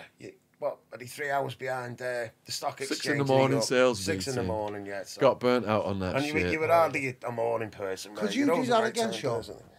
could I do it again? Yeah, Not with 'cause my you- criminal record, no. It's all No, over. but what I mean is because Yeah. you know how well the stock market goes. Yeah, couldn't yeah. you implement what you know into doing that all again? I do have a little bit invested right now. YouTube have problems with people talking about investments, No, like, but I'll give you a heads up on that after right, okay. after the show. Yeah. Yeah. But it was all right. Pablo Escobar, worth almost $30 billion. They Oh yeah, estimated. still wants it. Yeah. His brother Roberto said to him, Pablo, why don't we just buy our own island, kick back? We won't get wiped out by the competition, won't get assassinated, we won't end up doing the rest of our lives in prison. And Pablo said, I'm running this operation. I've got all these people working for me. I've got, I put the president in power. And the president's in power. yeah, he put the president in power. He It's went his up for money. president His money. himself, didn't he? Yeah. He was aiming for it. Yeah. Till they assassinated the Minister of Justice, who called him out. But my point here is, it's not the money, it's not the drugs, it's psychological. It's addiction to the lifestyle. Yeah. So I had an addiction to the lifestyle, Yeah. and it was Wild Man who opened that door for me into that world of gangsters and crazy characters and dangerous Being people able in to survive Arizona. in that world. I wouldn't have been able to do that on my own. Yeah. Our alliance with the New Mexican Mafia, which saved my life at one point later on, was through Peter meeting these Mexican gangsters, Mexican-American Chicano gangsters. And then having respect for him. They had respect for him, Yeah. and that rubbed off on me. And even though Peter was gone, as the criminal enterprise built up, those Mexican gangsters, those Chicano gangsters had my back. And there was some very dangerous situations whereby people were going to take me out. And they stepped in. G-Dog was the main one. Loved that guy to death. Who really Looked after you. bonded with Peter. Yeah, they absolutely loved each other. And G-Dog really protected me in some situations. He ended up as a cellmate with Sammy the Bull's son at one point. And Sammy the Bull's son was talking shit about the English, and G-Dog was like, "Here's how it is, you know." Don't talk out about the Yeah. yeah. Because when the Sammy the Bull Gravano's enterprise started, that was only for a year or so, I think, before those guys got arrested. But things were escalating, and Peter had some situations with those guys. I think a car ended up getting blown up or something from some guys that were threatening Peter. Yeah. And even in Mexico, Peter told me, because the day Sammy the Bull got arrested for the ecstasy ring in Arizona, there was hitmen in town from John Gotti's organisation. I don't know if they were going to shoot him or I think there was a sharpshooter. I don't know if they had bombs or as well. But the cops arrested him that day, saved his life, basically. But Peter told me that scouts from the Gotti crime family were aware of the English being in Mexico because they were on the run. Wild Man and Wild Woman were on the run from Arizona. They were down in Mexico, keeping everything primed for us there. But Gotti crime family people reached out to Peter to ask him what he knew about Sammy the Bull and if he would handle taking out Sammy the Bull. Fucking hell. Yeah. Fucking hell. Yeah. Fucking hell. Fucking wild man. And Peter wasn't scared of any of them. He was like the plastic gangsters. So what happened with what did Peter say to that? He was like the fucking plastic. He's got plastic gangsters working for him. They hang out at Taco Bell's. I'll fucking do What was your anything. uncle's name? We named him Wild Man. Bob. He got it right, didn't he? Yeah. Bob got it right. Saw that from an early age. No like, fear yeah. whatsoever. He's telling me stories from the Hell's Angel clubhouse he would go to. People be nailed to the wall and shit. Yeah, one guy with golf clubs fucking hitting the golf ball at the fucking guy nailed to the wall. What else? Oh yeah, we was in a strip club once. I think it was the Dirty Dozen, and there's just me and Wildman and G-Dog and some birds, and like fucking 20 guys, proper like Vietnam vets and shit, scars all over the fucking faces, come in this and take over this entire strip club, and I see the fucking eyebrow go up. I'm like, no, this is a fucking suicide mission, Peter. And G-Dog was good, man. He would grab him and like, calm down, Peter, calm down. And they're looking at us, and G-Dog's grabbing fucking Peter. He wants to kick off with like 20. I mean, these guys, man, All the bikes parked outside, armed up and shit. They got guns and everything. He didn't give a fuck. No. Did not give a fuck. No. Anything that was a threat to his fucking ability to be the hardest man of the night, he had to have some kind of confrontation with that person Do you know what? or entity. I was driving along one day in about 1990, right, Sean? Yeah. Driving along Coroner's Lane one day with a mate of mine in the passenger seat, and we were on the way to Wembley with Liverpool, Yeah. and we seen Peter walking on the road. So I've gone like, whoa, out the window. I hadn't seen him for about 12 months. Out the window. All right, P, how are you, lad? Oh, how are you, man? How are you? How are you? Comes over to the car. I looks over to the fella who's driving the car, Sean, right, and I thought, that's weird, he looks like the colour of boiled shite. And my mate's just staring in front, like that, fucking colour of boiled shite, not looking at anything. And I'm thinking, what's going on here? So anyway, P, good to see you, lad, see you later, take it easy, see you later. Gets off. So as we get off, I says to this lad, you okay? He went, no. I said, why, what's up with you? He come like that with his tongue. And on the end of his tongue was all his teeth. Right, and I've gone, fuck me, I didn't know that all them were false. And he went, yeah. And I went to him, Sam, what's that got to do with me or my mate Peter there? He went, he was the fucker that knocked them all out. Right? So I said to him, you kidding me? So he said, no. And I went, oh, there must have been a good reason. Must have been a good reason for that. I mean, you mustn't have, what happened? Well, I didn't do fuck all. You must have done something. He wouldn't knock all your fucking, he's me mate, you know what I mean? He wouldn't knock all your teeth out for fuck all. Sees Peter about a week later. I said, hey, Pete, driving down Connors Lane the other day with your mates in the car on the way to Wembley and that. As we're going down, he says hello to you, blah, blah, blah. Puts all his teeth on his tongue. Starts laughing, Peter. I said, what happened there, Pete? He went, oh, I would tell him I'm sorry. So I said to him, what do you mean? He said, well, I went to the Tigers Club, had murder with the fucking bouncers. The bouncers have punched me out the door. As they punch me out the door, they've locked the door, so they won't fight. So I'm stood there punching fuck out the door. They won't come out and fight with me. So I said to him, the next big cunt that walks through this door gets it. My mate walks out the door, raving his tits off, eat up to bits, all fucking on planet Pluto, comes out the door, 6'2". Next thing is Peter thinks, right, 6'2", bang, knocks him out, knocks all his fucking teeth out. Knocks all his fucking teeth out, Sean. So, Peter says, I'm really sorry. Don't take this the wrong way, mate. But you were 6'2", and you come out the door, didn't you? You fucking shouldn't have come out the door, you prick. What are you doing coming out the door? You know what I mean? The lad was just on his way home, and Peter's just had a bit of a turn up with the bouncers, and he just warned them, the next 6-foot guy comes out through that door and going to knock all his teeth out. And then my mate sitting there with all his teeth on his tongue, going, oh, fucking waving his teeth out at me on his tongue, and I'm like, oh, look, Peter didn't mean that. You've got to understand the guy who's behind it. And he's like, look, he knocked all my fucking teeth out, fuck it off. And I'm like, no. I'm not having you thinking like that about Peter. He didn't knock your teeth out on fucking purpose. He knocked your teeth out because he's 6'2". You know what I mean? Yeah, But I didn't just care. the way Mate. it was, He got bars from there at the Black Horse pub, and there was a guy from Manchester who run it, Mark. He had a bit of a stutter. He barred Peter, just something. Just immediately, well, yeah, just barred him. You remember when Whitty had it? Yeah. But this time Mark had it, and Mark had barred him. Peter come in, legless. It was like a cowboy. He was pissed up as fuck, like a cowboy saloon door just opened. He's bad.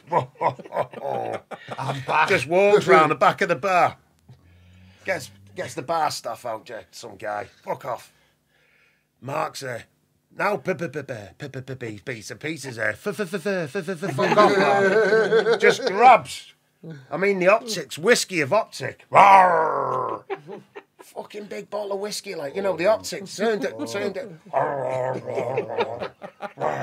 Walked out with it. No police were called, no. I thought if he fucked into the night, I didn't care. I rang him up one day after, not long ago, a couple of years ago.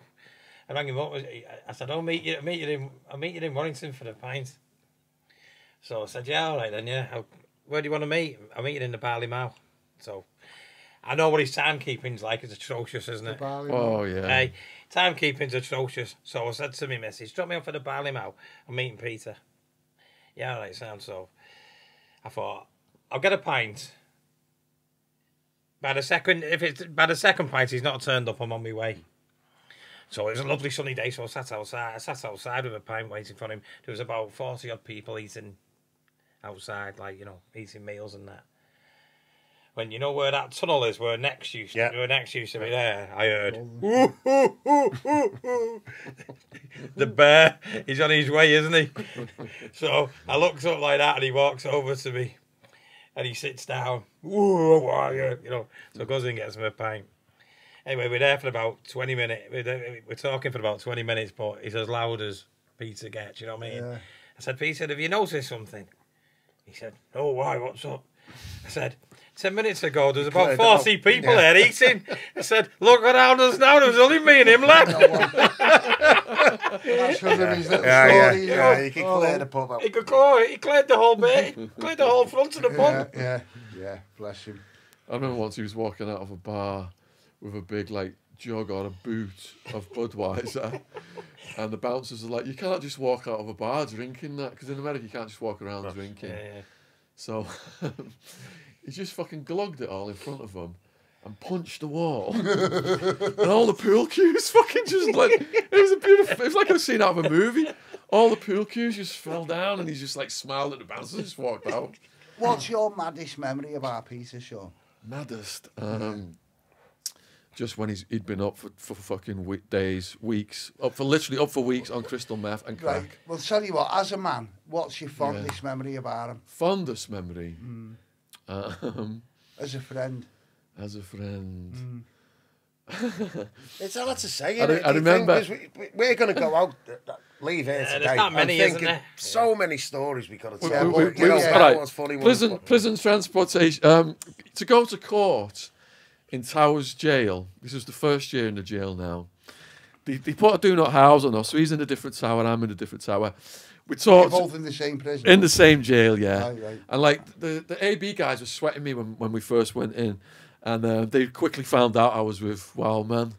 And then at the church services, we'd sit on the back row. And there was more and more... As separate people or as together? Together. Because like you use the church services, like first 10 to the sliding door can go to the church services, like Catholic church, whatever. Mm-hmm. So all of different buildings are in the church services together. Right. So I'm sat next to Wildman in the church services. He could not whisper. Even trying to whisper, he's like so loud. So we had this church on the street, it was called. Oh, they were good guys. To get in the jail, there was a lot of bureaucracy, and they really wanted to help the prisoners. Really good guys. So Pastor Walt was the preacher, big eyes and everything. I think he'd been a former Satanist and an alcoholic. Catholic priest. Just Christian. Oh, Yeah. And he had hillbilly Ed with him in his snakeskin boots and a banjo. It's straight out of Deliverance, these characters. Yeah. So Wildman's like... Straight like a pig, man. Yeah. So Wildman's whispering to me on the back row. This was a weekly thing. He'd always whisper and stop. The whole thing would have to be stopped. And Pastor Walt would be going, in the end times, it was predicted in Revelations there would be scoffers and mockers. And I can hear scoffers and mockers on the back row. And he'd slowly walk up to the back row. And Wildman was like still whispering in my ear. And he'd just look up and smile at the pastor. And because he was like, he had that charm as well, didn't he? Yeah. Even though he was not like naughty boy charm. Yeah. And then on another occasion, now this was the Catholic Mass. So the priest had been talking, he was a real old guy, the priest. And he was giving this sermon about like how his mum, who must have been like 100 or something. This is the priest mum? Yeah, it was like deathly ill in hospital. And asking all the congregation to pray for her. And so there's different like pecking orders in the hierarchy of the prison. I think we clicked up with these Italian mafia guys at this point who had run the Aryan guys out of where they'd taken over anyway. The Italian guy was the leader in my housing area. So I was bringing the Italians to meet Wildman for the first time because we had this co-defendant called Joey Crack. who the Italians had put in my cell because they could they were running the jail. They could give you whatever cellmate you wanted. Right, They yeah. tried to move Wildman in with us, but because of the do not house, they couldn't have Wildman in with us because he wasn't allowed to be housed with me. Because the prosecutor said we were trying to control the co-defendants and intimidate them and stuff like that. Together you'd be more powerful. But what the Italian mafia guys did was, the guards that were working for them brought Wildman in to just hang out with us for hours on end. Brilliant. Yeah. This was after they'd met him. So this is the first night they're going to meet him. It's at Catholic Mass. So they were very religious, some of the Italian mafia guys. Yeah. So they're all meeting Wildman. There's this big thug guy, Paul. He's like, yeah, I've heard all these stories from Joey Crack about you, Wildman. You're as fucking crazy as you fucking sound in these stories. Actually, you'd even fucking look crazier than you sound in these stories. Paulie's giving him a big hug and everything. And they're all getting along just great. Then there's the mass starts, there's the whispering. And the priest gives this lecture about, my mum's dying and Wildman's whispering. Now, on the very front row, you've got the most devout prisoners of all. Literally, these guys are tattooed up with the Virgin Mary and Jesus all over them. Christianity. Yeah, and they're looking at the back row, Yeah. and they're like, "Shut the fuck up!" This, his mum's dying. We were trying to pray to save the life of his mum. His mum's dying, and all this shit. Like, shut the fuck up. Now, even some of the Italian mafia guys now are getting a little upset with Wildman because he's so loud and he's disrupted. Because they're all like giving it this, praying. Yeah. Communion comes, right? The priest goes row to row handing out the communion and gets to the back row, gives me a communion, gives the Italians I a can't communion. imagine Peter accepting communion, Well, here's just that in itself is a mad thing, isn't it? Here's what he did. Here's go what on. he did. He Yeah. unmouthed the communion, spat it into his hand, slaps it on his eye like an eye patch. Yeah. Go in like a pirate's voice. Goes, "Arr." The whole fucking congregation's heads turn around. Like people are like moving away from where he is sat because they're so disgusted in him. The priest doesn't see this. The priest just like walking to the front. Wildman just takes the communion off his fucking eye, and he's like, "Look at Ra." They're all looking at him. He's like laughing at him for fucking feeling sorry for the guy's mum. He's like, "She must be like 100 fucking plus years old, and you're all fucking crying." He's just laughing at them all. To rub salt in the wound, then he just takes the communion off his face and throws it at the priest. And it's like a slow mo. And again, there's like these. I could just see these scenes in the movies, like all the pool cues falling down. This was like a slow motion movie Throwing scene. the body and soul of our Lord into the priest's face. All the heads of the congregation just fucking are following the trajectory of the communion. The body and soul of The Christ. body and soul of Christ is ascending towards the ceiling, and it like almost skims Oh, the man. ceiling, Oh, man. and then it's this perfect fucking aim, and it hits the priest in the back. No. And one of the Italians is so disgusted, he runs before the priest can possibly see this sacrilegious act. to attack Peter.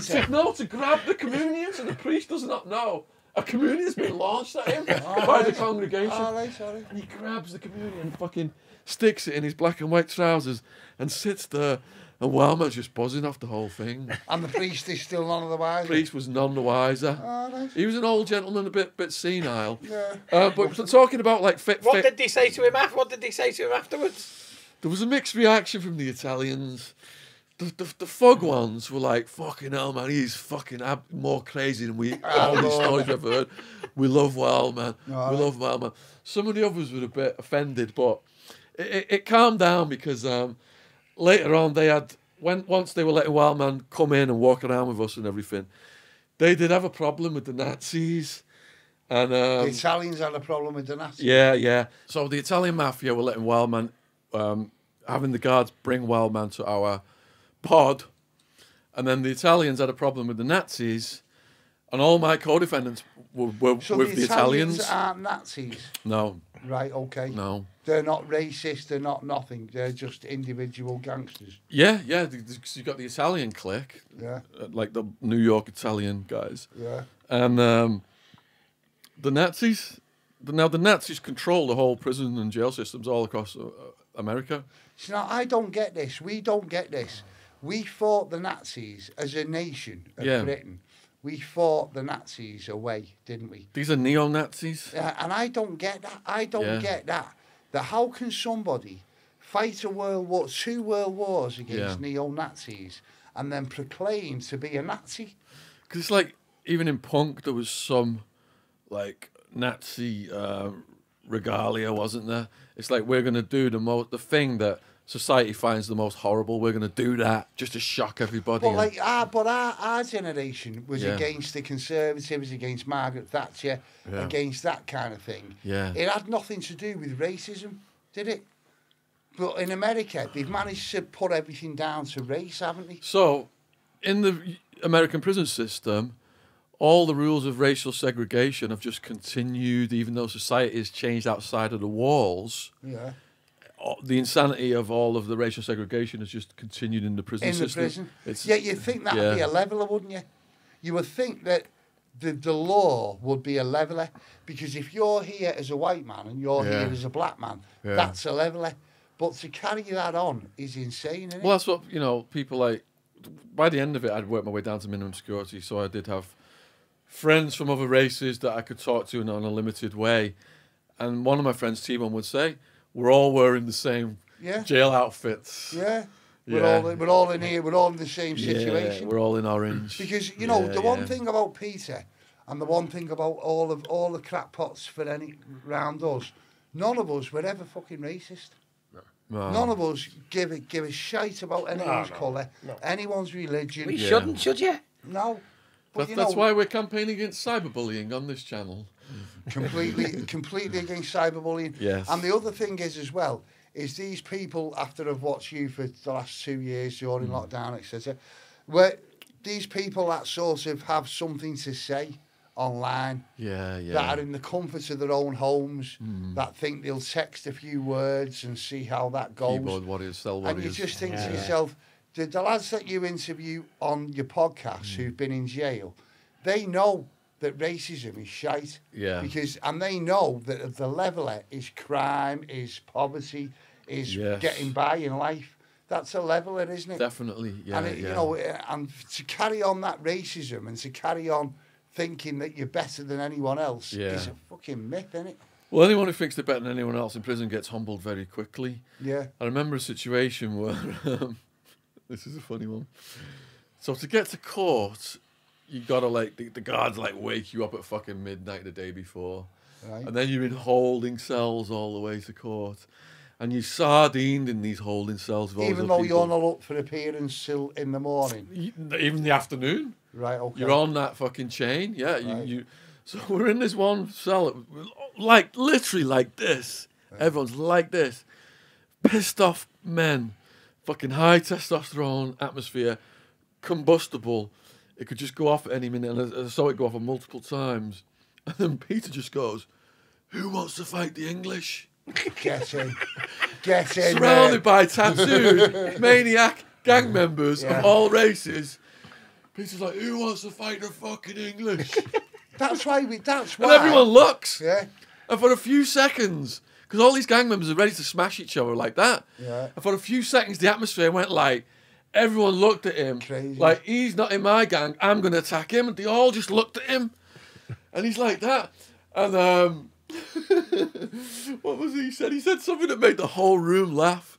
I can't remember what it exactly was. He said, I think they said, how many of you are there something? It's just me and him. And he's pointing at me. And I'm like, fuck. I'm the head of the English, come on. But they could see by then he was smiling at him. And the whole room just cracked up. It just broke the tension. Yeah, Brilliant. It was so funny. But that was classic Peter. Yeah, he was. Oh, He yeah. did. He could put his head in the lion's mouth Yeah. and fucking tickle Yeah, the yeah. lion.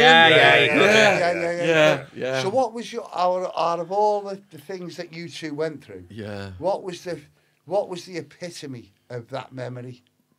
You know, if someone says to you, think of Peter, Yeah, what is yeah, your yeah, memory yeah, of Peter? yeah. What is your first, foremost memory of Peter? Oh my goodness, man. It's So many things. It was- to me, he was a protector of people. He was a protector. He was. He had your back no He matter would take what. a bullet He did, for yeah. you. He did, yeah. Yeah. Yeah, he He would did. do. Yeah, He did. yeah, He yeah. did. Even- It's fact, yeah. Even if he couldn't win, he'd try, wouldn't he? Yeah. Well, I remember years ago, you know, when we used to have, like, in Little Farmworth, we'd have little gangs of lads in cars from, like, Ditton and Alebank and Speak and whatever, Yeah. all turning up in little gangs, and they'd want to, like, these Farmworth pussies, if you like. And Farmworth was a mad place to grow up, wasn't it? Yeah. Because all of our mums and dads probably came from nothing. I didn't grow up in Farmworth. I didn't Where live did in you grow up? Farmworth. I was down. I lived in the town. I was born in the town downtown. In Wigan South Centre. Yeah. Then I moved. To on the side of the. I was on the side of the bridge on the Fairfield side. So you weren't an Alton viewer. You were. No, well, I was. I don't know what I was classed. You're as talking then. yards, aren't you? It's Yeah, the yeah. same thing. Yeah, but yeah. you're Isn't not it about mad though? I It's was such- Alton talking Village. yards. In Yeah, such yeah, a little yeah, town, yeah. in such a little town, and we had like Ditton, Uff Green, Alebank, Alton View, Farmworth, Appleton. Appleton, the Townies. We had all them different gangs, didn't we? And throughout those times, like you hear now with the kids stabbing each other over postcodes, don't you? And Yeah. back in them days, we used to have like gangs of lads in cars who'd go round Farmworth and they'd start trouble. Or they'd go round, we never used to go to other manors, but they used to come to our manor. And you'd hear like, oh, there's a gang of lads come down from Ditton or from Uff Green or whoever who want to start trouble. And whenever you used to see someone like Peter would stand there for like 10 hours waiting for him. He would, and Dave as well. They'd just stand there thinking, well, if these fuckers are looking for us, bring them on. And they didn't care about anything. I about thought we all numbers. got. I thought we all really all got on really. We didn't did, we Yeah. did. Hey, Wasn't there 100 lads running after him through fucking Hillview one time and Cowan Way? I don't know about Farm. Well, I Probably, remember, yeah. I remember Do you know one what? time. Some I remember one time, Sean, right?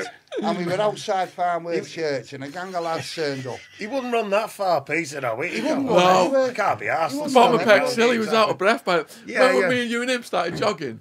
He got to the bottom of Peck Hill, he just waited for us, wouldn't he? Oh, yeah. Yeah. We only the rest he of only- us he come back down. he only started the Hillcrest. He'd sit there and set fire Yeah, to no, something. we Yeah. did. Did We did literally, start yeah, at the yeah. Hillcrest, literally. You give it a go, but you know what I mean. Well, running. Yeah. Yeah, Yeah, it wasn't his forte, was it? Come down, No. there'd be a fire somewhere or something like that. He just got bored. And... But wasn't it those situations with people coming for him? Wasn't that the situation where Purple Aki had his back in one of those situations? Yeah. Yeah. What happened Oh, in that one? I don't know, to be fair. I wasn't He had there, a but turn up. I heard he had a turn up in Wigan South Centre. There was a He few had of them. He had a face off with a good Yeah. with a lot of people. Yeah. And Aki Give him a turned kicking. up and said, "You're not starting on one person." Yeah, Aki turned up apparently, which was good of him. And just let him know he had his back. Sit down with the wild man. Because Peter always stood up for Aki then, and I always like Yeah, said, he there's, did, yeah, there's another respected him, side, yeah. there's another Yeah, side yeah, to this, yeah, and of needs course, to be of told. course. Yeah. Yeah, Peter there's always lots- stood up there's for lots of everyone stuff. who needed standing up for. Yeah. This is the. He was a swimming coach. Swimming coach. No, but he was. No, Peter was the kind of fella whereby if you were getting bullied by somebody Yeah. and you said to Peter, he's bullying me, Peter would go and confront that person. Yeah. And he didn't think about who he knew. He didn't think about any of the consequences.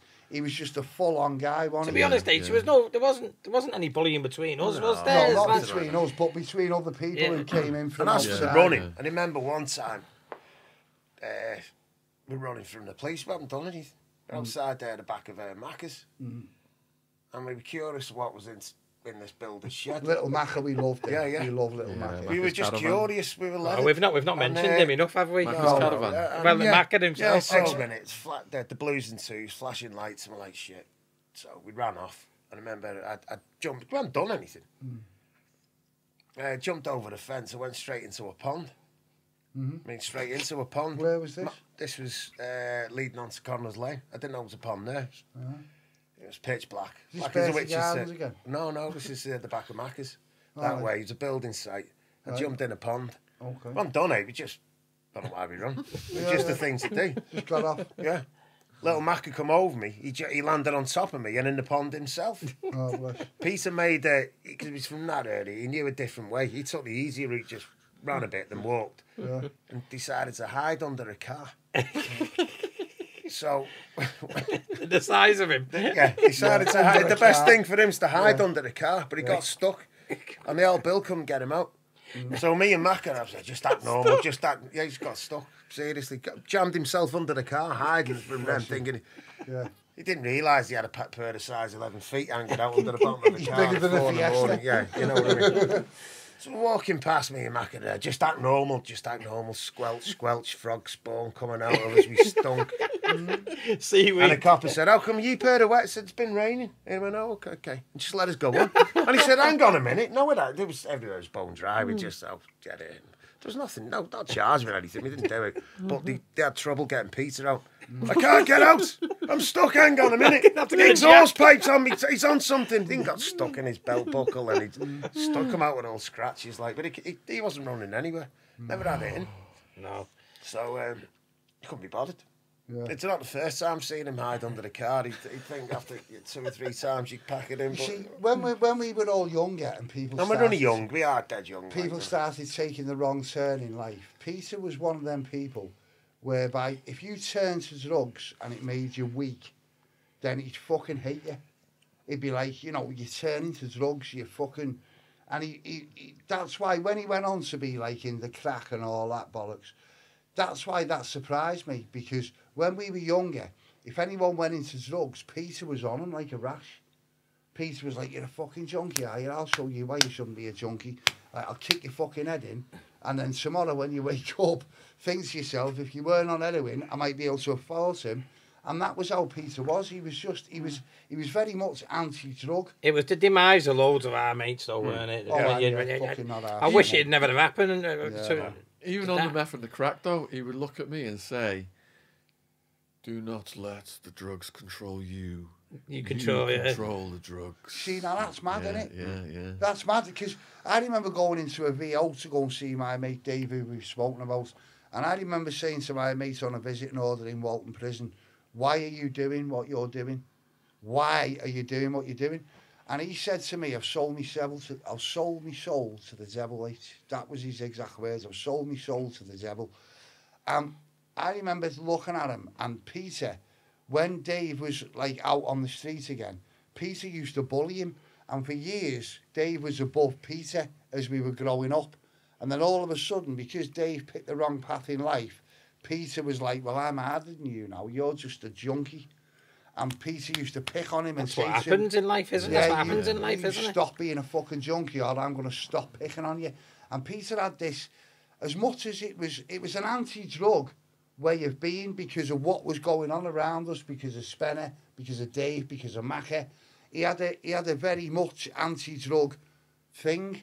And then the fact that he sort of went into crack and went into all that was a surprise to me, because I thought Peter's not really like that. You know, he was very much a person who wanted to be in control of himself, and he could see around of other people what harm drugs were doing, couldn't he? I thought of a few iconic moments then to answer your question from earlier. Yeah. So we were on our way to a rave in California. Me and Wildman sat in the back, got some ravers driving us out there. And I think we're on acid and fucking ketamine and meth and everything, GHB. And we're getting really paranoid, like going to California. And all of a sudden we think the cops are pulling us over even though they wasn't. Yeah. So we're like, who's going to eat the meth? Yeah. I don't know if it was an Oh, he ounce. took it. He ate it all, didn't he? It was like, I don't know if it was half an ounce or an ounce or what. But Peter's like, yeah, I'll fucking eat the meth. So, right, this rave is in an area of California called Big Bear Lake on the top of a mountain, which is freezing cold. And we were coming from the desert. So we all had clothes ready to wear on this mountain. Yeah. And Peter, he's got his just little shorts on and his sandals. And we arrive at this fucking rave. And his body must be sweating the meth out. Yeah. His eyes are just like... And his body's just sweating this meth out. And he's like overheating. And everyone's just looking at him like... offering him clothes and stuff. All the ravers want to give him clothes because he must be cold. Because he's just sat there like Off this, his like bonnet. this, fucking sweating all this fucking bless meth him. out. Another one was he just come back after a deportation, I'm like, Pete, you got to be on your best behaviour, man. I don't want to fucking go through this again, sending you back, but, you know, have all these people smuggling you around and all this shit. So we have a welcome back party at this hotel. And some guy says something to some bird or something, and Peter throws him down the fucking stairs. So next thing, apartment manager shows up with the cops. So I'm like, fucking hell. After he threw the person out of the room, we cleared all the party people out. We tidied everything up, hid all the evidence of the drugs. Because I figured something was going to happen. Next thing, knock at the door. I just think it'd be the manager, noise complaint, kicking us out. He's got the fucking cops with him. So I've got one of my bouncers with me called Rossetti, Robbie Rossetti. And I told Rossetti all these stories about Wildman. And Rossetti was a big guy. And Rossetti said, fucking hell, man.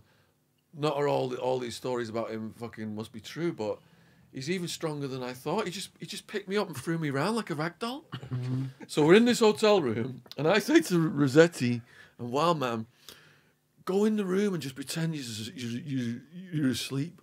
You got to be asleep for work tomorrow or something. We've cleaned the place up. So manager comes, can I come in? I said, no, you don't have a warrant to come in. We're not doing anything wrong. The party's over. And he's the cop's like, well, I want to come in. And I said, well, you don't have a warrant. You don't have permission to come in. And he turns to the manager and he goes, do I have permission to come in?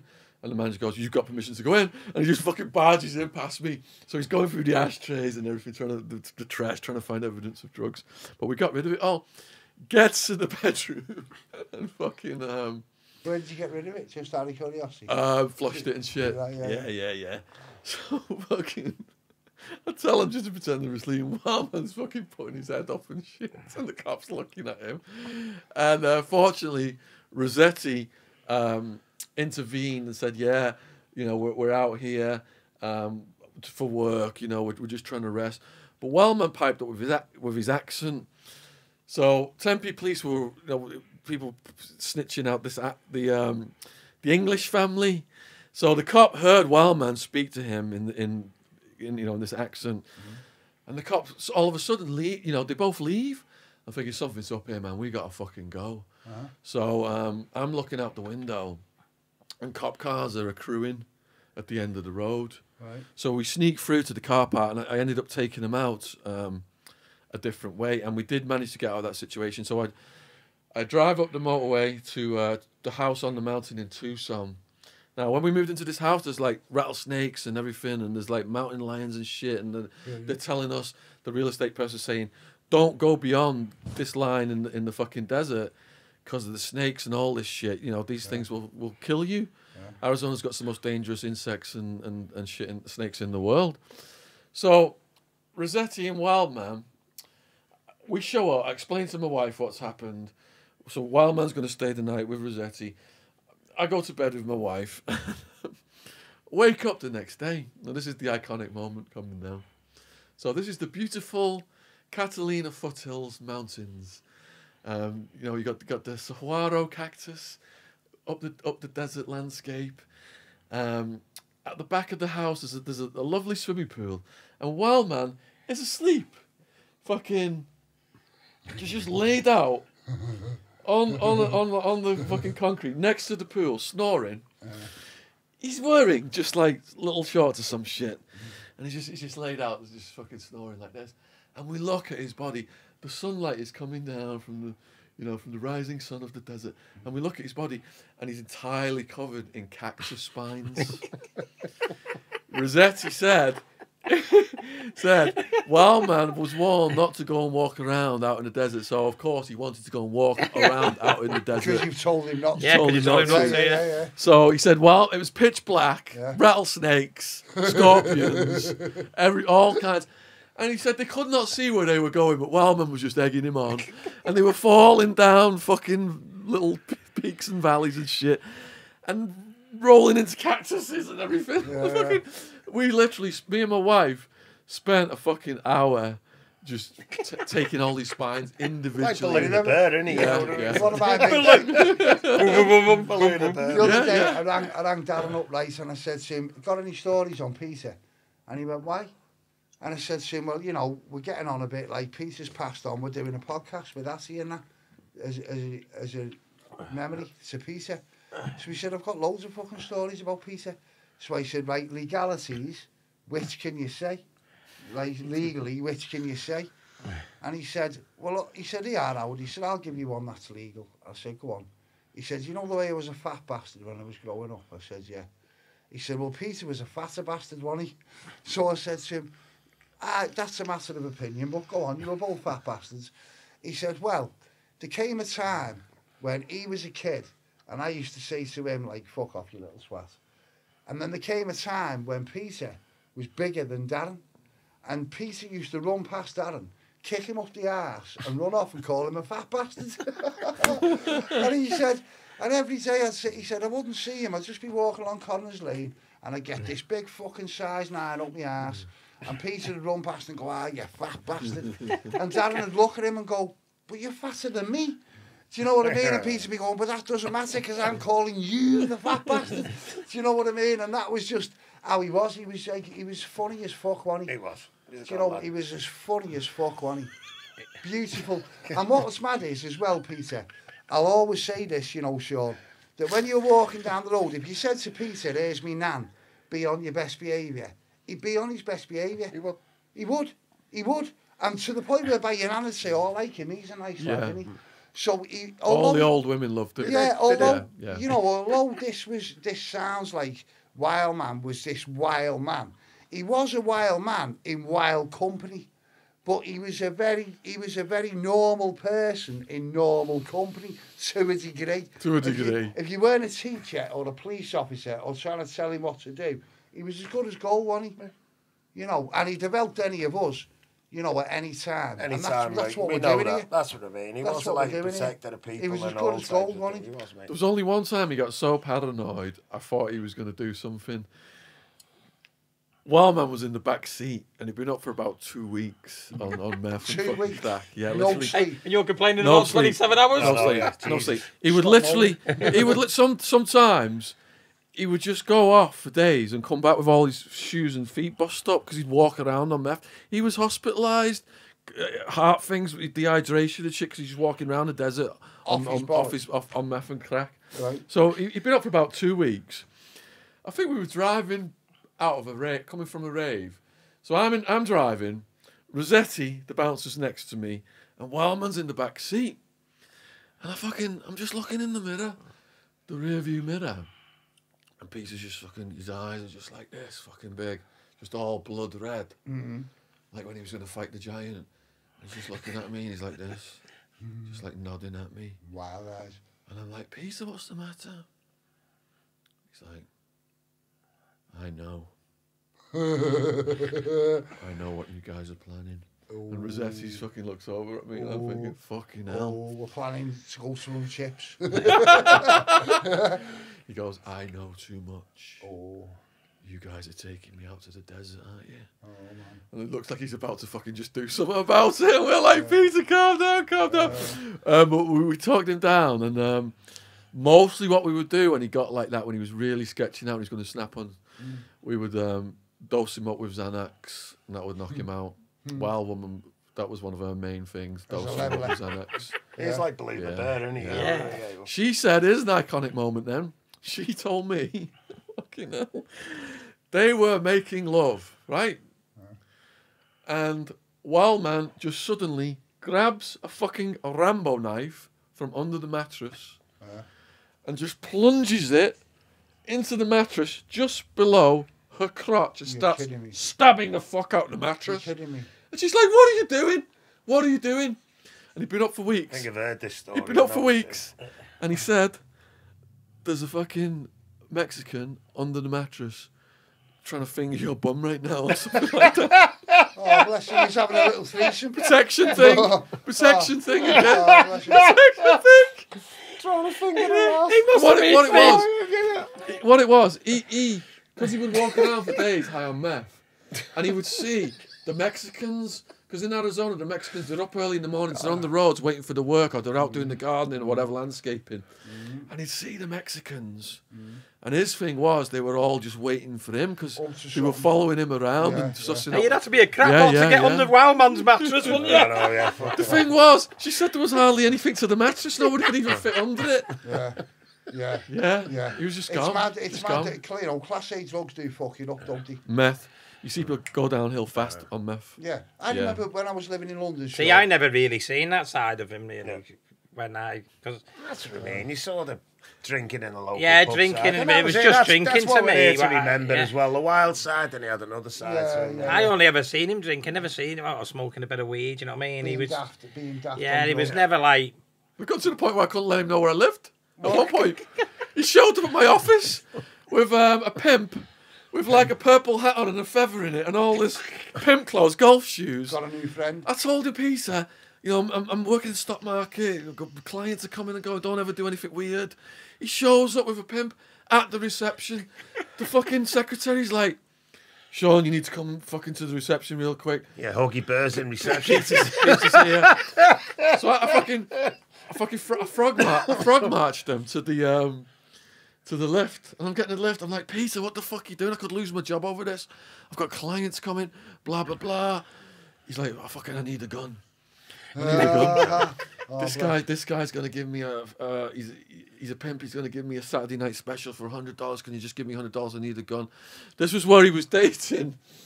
He was dating the So what's Taser, the Saturday night special? like a throwaway, a gun. Just you just do a some gun damage that you and can throw just it buy away. and get it away. Yeah. So he was dating a black striptease dancer who liked to taser her female Yeah, I remember parts. seeing that. Yeah.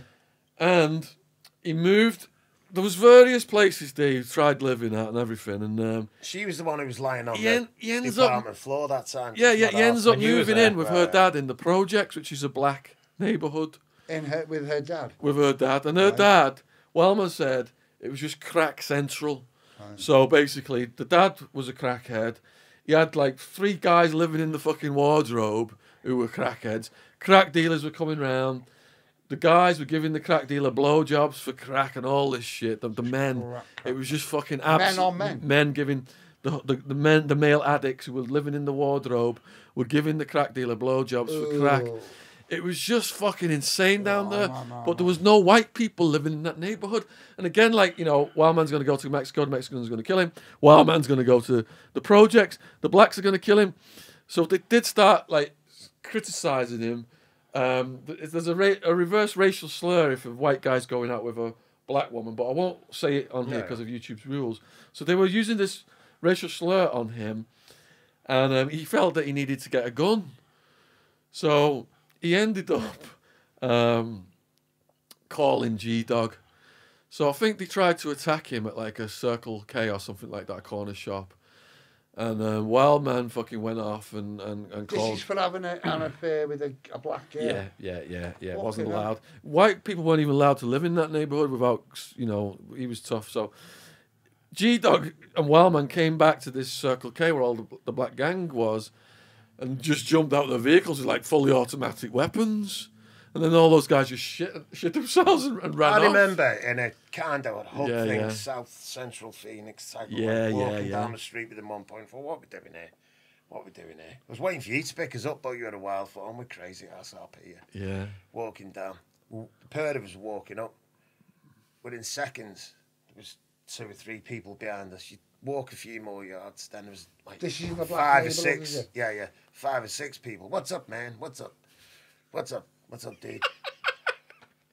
Walked down. It was like, what's the time, Mr. Wolf? You turn around, there was more people there. I'll tell you what's up, Wildman said. The fucking sky, the moon, the stars, the sun. And they're like, the fuck, what kind of accent's that, man? You know what I mean? And, yeah, he just said, fuck off. Didn't give a fuck. Jesus, Peter, Jesus, you know what I mean? But, yeah. He did show up at my office again, but he didn't come in the building, and there was a valid reason. So I come down, the skyscraper and shit, I come down, and I hear like a whisper, like, fucking, hey, come over here, something like that. And I don't know, he's hiding behind some shrub or some cactus or some shit. And it's Peter, and he's just got his shorts on and his flip-flops, and his entire body's like tiger striped with scratches. Right. I said, what's happened? And he goes, I've had a fight with my missus, and she scratched me up, and you told me I'm not allowed in the office or anything, so I've just been sat behind this fucking shrub for hours, waiting for you to come out, of work, and talking fucking, I need to get some clothes. He was just fucking, Bless him. Yeah. So he done the right thing, really. Did the right thing, yeah, really. He's a good lad, man. You see, I can imagine you lot sitting in the tree in Pexhill. Yeah, And yeah. I can imagine you sitting there thinking, I'm going to get us out of this shit, boys. That's exactly it. That's Couldn't basically what it wait. is with him. Yeah. Couldn't wait, yeah. What are you going to do, Hammy? I haven't got a clue. Yeah. Not a clue. Yeah, none of us had a clue. And then Thinking tree. you've got you who's got a clue, Yeah. saying to everybody, I've got a fucking role for you, I've got a role for you, I've got a role for you, but we've just got to make this work. And, it is, innit? Wildman was going to be a wrestler. That was my, Like I said to Sean before, plan. I wish it would have all gone the other. I wish he would just have got a normal job. You know what I mean? Yeah, in a way, Because yeah. he'd be still here. He'd probably be still here now, wouldn't he? But in a way, yeah. But in another way, when you look at the people who we've lost them all to what they wanted to Exactly. Yeah. do. That's the He difference. chose isn't to it? live larger than life. Yeah, Yeah. He wanted to. Yeah. Yeah. He was his own man. He was his own man from an early age. Peter. He made a name for himself in Arizona, Mexico, with the bikers, with the New made the Mexican decision mafia, when he with the was younger, cartels that in was it. Mexico. Not many people can achieve all that. No, No, and no. the Yeah. likes of yourself as well, to go to America, do what you did, and come home and tell the story. Yeah. And then, a lot of the people who I watch on these podcasts and that, who've been to jail and who've wasted their lives and all of that, there's a lot of fucking mad people out there, isn't there? Yeah. There's a lot of us. But he went from being a wild man in his own admission to the mild man. He was. Yeah. The mild In the man. end, yeah, he In the was, end, yeah. he settled down. He A always few was that- people he wanted to always was that fight him in the man, pubs though, when he Sean. first. He came always out of said to me that that jail didn't bother him and that he could have done it again. Yeah. But it did calm him prison. down. It did calm him down. He didn't loved it? the smoke of the weed. It He was a just challenge, settled in yeah. and he'd have a It was a 3 ciders challenge of to a night. Peter. You know what I mean? A weed. He went. Um, It did something. It did teach him a lesson, didn't it? I think. Yeah, yeah. Age as well. Age, Yeah, yeah, the mate, age, yeah. everything. There's all types of factors. But he did become that mild. Christ, he was coming out with me and my handicapped niece. And I'd take him to watch football. We're going to That's watch the what I mean. football, you know what I mean? That's Him and what I mean. him and So sitting in his front of you latest now- missus, he got married to. We got a cracking Yeah. picture. Don't know if you were on it, Howard, but us three were on it. Oh, When he yeah, got yeah. married. Oh, when he got married, yeah. Ringer bells and all that, like, you know what I And mean? he loved- And he did, he got married. He loved coming in here doing the podcast. Oh, I loved it, mate. He was a just natural, yeah. absolute natural on camera. Yeah, he was brilliant. So funny. Yeah. Like they were telling these hardcore stories, and he's just cracking jokes all the way. Yeah, and he was through good it. at one-liners, weren't he? Yeah, He was- yeah, He's yeah. been there, he's done I remember it, when you know what I mean? when you went on YouTube and said that he was ill, Yeah, and I rang Sean up because said I he's- seen it, and I said to I Sean, said he's not ill. He's not got corona, but I hate talking about it, like, but I suspect that he had something else. I suspect that he had that. It was the first time I heard Heart fear in his disease. voice. Yeah. yeah, That's yeah. why I did that video, because he said to Yeah. me, I had problems breathing last night. I got dead scared or something, Yeah. and I heard his voice go. I've never ever heard his voice express yeah. fear ever. Yeah, yeah. That was the first time. Well, I rang him, and there was no answer. Yeah. So then I rang Sean up and said, "Listen, you're going to have to get round to your pizzas, didn't I?" Yeah. And then you said, "I'll be round. I'll nip round in a bit." Don't Anyway, worry my about it. phone, phone went on the side, and it was Peter. Yeah. So I picked it up, and it was a video call. So I answered it, and I was in the conservatory, and all right, mate, you know, all right. And he had a mask on. Did you see him when he had that mask on? No, I didn't see it. He had this mask on, and he's coughing, and he's breathing was Corona terrible. mask or like a No, it would look like Oxygen mask, like. It looked like a big oxygen mask, like. And I said, "Are you all right, mate?" I said, "I've rang your Sean up." I said, "I've seen Attie's thingy on YouTube. Appeal, yeah." Appeal, wasn't it? He said, "Oh, he worries too much, Attie." Yeah, you know, when That's I'm the way he talking was, to him. wasn't it? Yeah. So anyway, I'm talking to him like that. I said, "You're all right, mate?" I said, "Because if you're not, I'll get you to hospital. I don't want to go to hospital. No, Well, his don't brother say went it." down that time. One Did of he? his brothers went down. So anyway, he went like that, took Sean. a thermometer. Is, you know, He went like that and pulled the mask off like halfway through took talking the to him. temperature. He was fine. Started talking to me, and he went like that with a glass, a pint glass, and he went like that. Started, Shredding and the belly. I thought it would froze me camera. I was like, Peter, And he's like and that. it was just still like that. And I thought, I'll just press stop in a minute. And he went, ah, and I went, what's that water? He went, no vodka. he's in everyone's worrying about him dying. And he's on the lash. He's struggling, but he's on the lash. Yeah. I went, I felt like that to me missus. No. That's what I mean. You can't, you've got to give a man what he wants, haven't you? But I had the horrible feelings, horrible talking about his passing. Like, he's here with us. He's never going to leave us, you know what I mean? But when I heard he got took into the hospital that day, I was like, right. I had a horrible feeling. So I hit the bottle. Yeah, I know. Yeah, I rang it on the morning, didn't I? Ended up drinking 5 bottles of wine. I just had a bad feeling. Then my old fella called me, said, listen, I've got some bad news, Peter's passed. I put the phone down, called him back. I said, am I dreaming this? He said, no, mate, I'm not. So that was it. Well, yous were that close. Yous were that close. That is like, I mean, we were close to Peter as a mate, but yous were like family, weren't we? Well, he was for his family, yeah. I was family, but like Sean become family with him as well, you know what I mean? Yeah. I mean, I rang him the day before or the day before that, and I got no answer. And it's never like him not to. He always answered my calls afterwards, whether or not he was late. And I thought, I was talking to him a couple of days before it, and I thought something's not right here. We're not. It was trending on Twitter for hours, wasn't it? R.I.P. Yeah, I didn't read any of it. I had no idea how many people were just following and loving him. I didn't. It was massive, wasn't I it? didn't read any of it. Every minute, like messages. Walking up Pexhill with, Do you know what? He was such a genuine fella that you couldn't help but fucking like him. Yeah. Whether you were a 90-year-old nanny. And that's why we're here, isn't it? No, that's why we're here now. He lives on. He's here in us all, and not just us, as other people out there. Yeah. When I was telling him to get into hospital, he was saying the old people need to get into hospital right now. Don't want to take those beds. Yeah, he did. That's what he said to me. Yeah. So to the end, it was that bravery and that protection. Yeah. Thing. I mean, what he used to say about you. When he sent me them pictures of his legs were swollen, weren't they? I knew it was hard. We were in here doing podcasts. Oh yeah. There's water coming out of his trousers, and he goes, "I'm going to bottle it and bless people. It's going to be Wildman holy water." Well, I went home and googled it, and it's an ingredient out of your blood. It's serious. I told him, get your ass into hospital, man. Fucking hell. Because he went out for an Indian with you, didn't he? Yeah, he did. Yeah. Not long before that was the last meal. He was at the last meal. It was, yeah. And he got stuck in the door, didn't he, of the car? He did. Yeah. He did, yeah. Because he sent me a picture of his legs, and I was like, oh my god! And I think I rang you up, and you said, I've told him it's heart. I think it's heart disease or something. Yeah, I was convinced. Isn't it mad?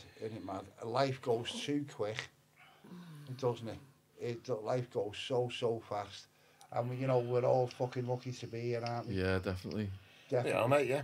It doesn't matter what we've got and what we haven't got. We're all really lucky to be here. To walk the earth, you know what I mean? Yeah. Everyone's moaning about, all this, that, and the other. I can't believe in certain age tomorrow. I can't be thankful you fucking made it to that. Miracle over here. Jesus. It is. Yeah. It is. Especially after what you've have been through. No, but it is though. Here's the thing, though. It's your birthday today, Howard, isn't it, H? Yeah. You know it is. Yeah. Happy birthday, mate. I haven't slept for a while. Nothing to do with anything, just because I have... England being shit. Yeah, I went on a bender, but that's nothing to do with not sleeping. I woke up to the God Squad knocking at my door.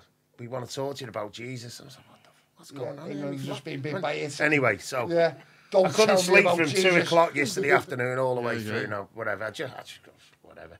I'd slept the night before all the way through, you know what I mean, anyway. Yeah. But he's like Benjamin Button. He's growing backwards, isn't he? We look like shit. I look like shit. He's getting well, yeah, well, you're all right. You're all right. He's getting younger. He's going backwards. Yeah. Now he's out of Benjamin Button. That's because he had 7 years rest. Didn't tell me about it. Oh, he's bathing in unicorn piss. No, it's only 2 possibilities here. What's going on? Look at him. Fresh face, get. Here's us, teeth missing, hair missing, freaking Jesus. That's what I started to lose my hair young, though. 8 years. You did, yeah. You did, in Arizona jail, and you come out looking fucking great. Yeah. That's what it is, isn't it? Who says crime doesn't pay? That saved my life. It sobered me up. Yeah. See, can I ask you why? Of course. Since you went on the stock market and you made loads of money, why haven't you done it again? Because to do it, you got to sit hunched over a computer watching numbers all day. It's got to be your life. And I want to live. Yeah. I realise now after going through the prison and reflecting on everything, Time is the most precious thing, not and money. happiness is in your heart and your thoughts and all Yeah, that, man. and you Yeah, just got to yeah, do yeah, what yeah. what your heart tells you. Yeah, yeah, yeah. I just don't want to sit You've on done that in computers the past, staring at haven't you? shit all No, day. no. Yeah, yeah. One thing with you go at everything like 1,000%. Yeah. I remember as a kid when you were Well, studying. man, as a- call me the robot. You call It me can the get you robot. too remember much, can't it? remember as a kid Yeah. studying and through all different types of, qualifications and all Yeah. that. I remember you working, wanting to work to get to a point. You're absolutely I've never met a more focused bastard in all my life, to be honest with you. I was doing my That's him and Peter, the two opposites. That's why they got onto it. Yeah, Together. Chalk and cheese. Yeah. Literally chalk and Grains cheese. and brawn. Yeah, That's why I missed you squatting purple Aki, because I was doing my revision. Look what you missed out on. Thanks for, I couldn't pick Purple Aki up to squat with him. Don't worry about it, mate. Could have been Fucking hell, getting thanks robbed for- them off first. yeah. Thanks for. But yeah. So that's what it was. It was meant to happen. Something in life. Some things are meant to happen. Him and Wild Man and. So when you look at the So- youngsters now, And I'm like the middle one. Well, you look at the youngsters now. You can see where they're gonna go. And Yeah, I live yeah. next door to Wild Man for years. a message to the youngsters I now left is Wild be Man. focused, isn't Moved it? next door to me. And who's That's there? how we But met. there's a lad called Sean next door to To you. the two Seans. To two Seans. We were known as the two Seans. And so we left Wild Man. Only up the road, like, you know what I mean? He was always there.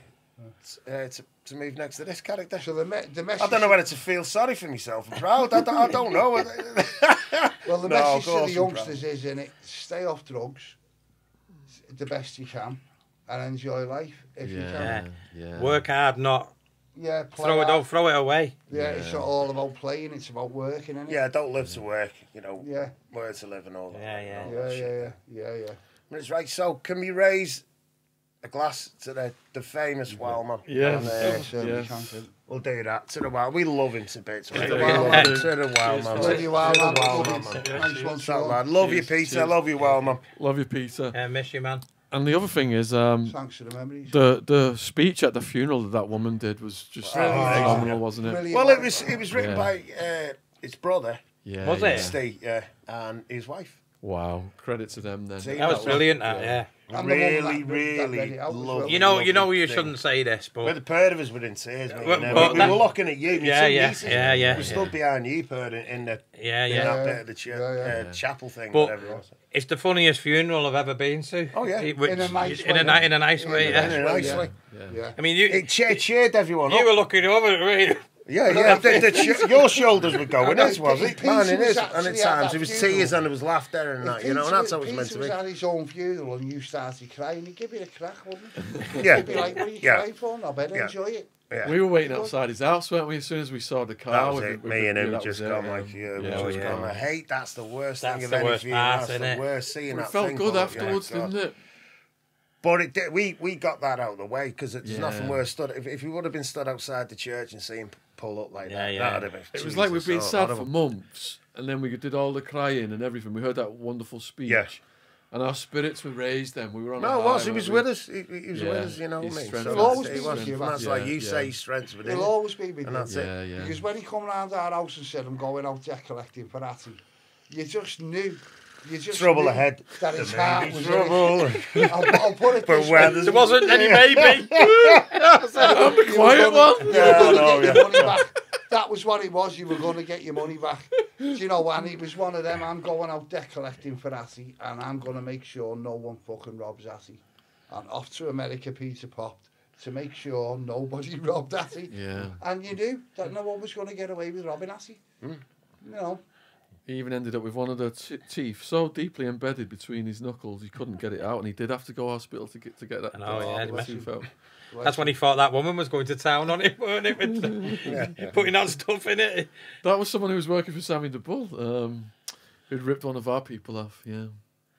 But we'll save all that for part 2 of this, if you gentlemen Yeah, if they're Yeah, are not inclined. if they want it, yeah. If people want it, we'll come back, yeah. Yeah, I'm sure they've been riveted. Sleep this time. As long as England down in a fucking final. A few days before now. You Oh, know. bless you, kid, yeah. England But, was fine, yeah. and- Well, they did as well anyway, They did England, us didn't proud, they? mate. Yeah, did us Everyone proud, mate. did us No, proud. no, he let us down again in the penalty shootout. Fucking- We can't it win a was penalty obvious, wasn't it? shootout to save our fucking I lives. interviewed an England player this week in here. What? I interviewed an England player. you? I don't know anything about football. Well, who was the interview? Alan Thompson out of Newcastle. No. Oh, yeah, He's in his 40s now, so Is this he? was Alan a Thompson, while did he play ago. for- No, he didn't play for England. Yeah. Alan Thompson. Yeah, he did. Yeah. No, he didn't. This is a while ago. Did he While play ago. for Bolton as well? Yeah. Played for the Celtics, was it? I went up Was to it? Scotland and all I that. thought he stuff. played. Yeah. Oh, yeah, Scotland, he Scotland, played. No, he played Scotland. for Celtic. Yeah, he played for Alan Celtic. Thompson, yeah, he played for Celtic. Yeah. He was a good player. Wasn't Yeah, he was a good player, Yeah. Yeah, it wasn't Rangers he played for. It was Celtic. Wasn't Yeah, it? Celtic, I'm sure, yeah. I'm sure he was a sweaty sort of jock. I'm sure he was Alan Thompson. Is Not he too English? sure. No, I don't No, think I he don't was. think so. No. He's I'm from sure he was. Yeah. Oh, is he? Yeah. Because he started out with Newcastle United. Oh, nice. Alan Thompson, Yeah. yeah, I remember him, yeah. Well, he had the same name as me, yeah, obviously, so... I remember him. I can I remember picture him. him. Either way, England were going to get beat by Italy on penalties. As soon as the it went other to day, penalties, weren't you they? knew he just. It was a here we go. foregone Here we go. conclusion. England is shit. We understand that. They had a better You know chance what I if mean? Stevie Wonder would have took up. Oh. Got it seriously. You Oh, know. me and D and him. You know, But England. it just wasn't meant to be. But there you go. Yeah, but them lads don't shouldn't Like- have got that stick, mate, for missing, No, should they, disgusting, mate? mate. Never in a million Rather than years. they were Lions, mate. Oh, Lions, yeah, they they had really we were. couldn't have got as far as we could, you know. He used to say to me, I'm not a jock. Yeah. All you Amy football- wants us to go and watch football in the pub on Sunday, but I'm not a fucking jock. Yeah. Oh, yeah. He Oh, was a bit jock like in that. America is a different thing, isn't it? Yeah. Not a jock like Scottish, yeah. Yeah. Yeah, he was a bit like that, yeah. I tried to get him into football, but He wasn't interested. All them He years, he wasn't used to shove really. him in goal. I know, yeah. And as well. Well, I was here. We used to, because we lived next door to each other. Like me and you'd have chats. You're all right, psst. Like, I mean, him used to bang on the wall when we were kids and just hang out all the time. Hang out the window, That's talking. Me, fine, him, what and you know then. his older brother. Just when Yeah. we were kids, and we had the Yeah. Pegapults. When there was this poor woman, I won't mention her name. She ran the shop. And she'd come in drunk on a Okay, Friday, yeah. Saturday, Sunday night, and we She used to send us over. She used to send us over to the pub to get a drink for the. I know you thieving little gets have been robbing bars of chocolate out my shop, and Yeah, we had a case. Hey, I'll tell you the story But, about. we used to peg a pulser. We used to bang each. I used to get her. Sean, the drunks in. The drunks. Let's have it. And we'd have these pegapults, just little bastards, like She was falling over the clothesline, but just. She used to eat a Sunday dinner, didn't she? And she was number one. While she was. I've never seen that. She used to say to us when we were Honestly. kids. I've never done that. She used to have an empty bottle. She used to say, "Can you nip up?" You remember the off license? You haven't used had to a be Sunday in the, dinner in the God pub. knows how long, you bloody In the veggie. pub. Yeah.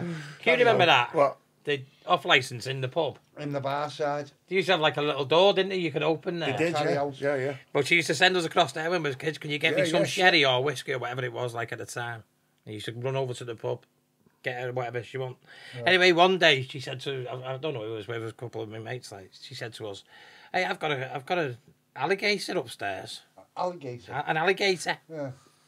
And we all looked at each other like that. Like Crockett and Tubbs or something. Get away. She went, I've got an alligator upstairs. She went, you can come and have a look if you want. So we walked up these stairs. It was like it was a tip, all boxes and everything. There's an alligator in the bath. A proper alligator. A proper alligator alive. Like that. We were sick. In the bath. I think, what's he going to do with that?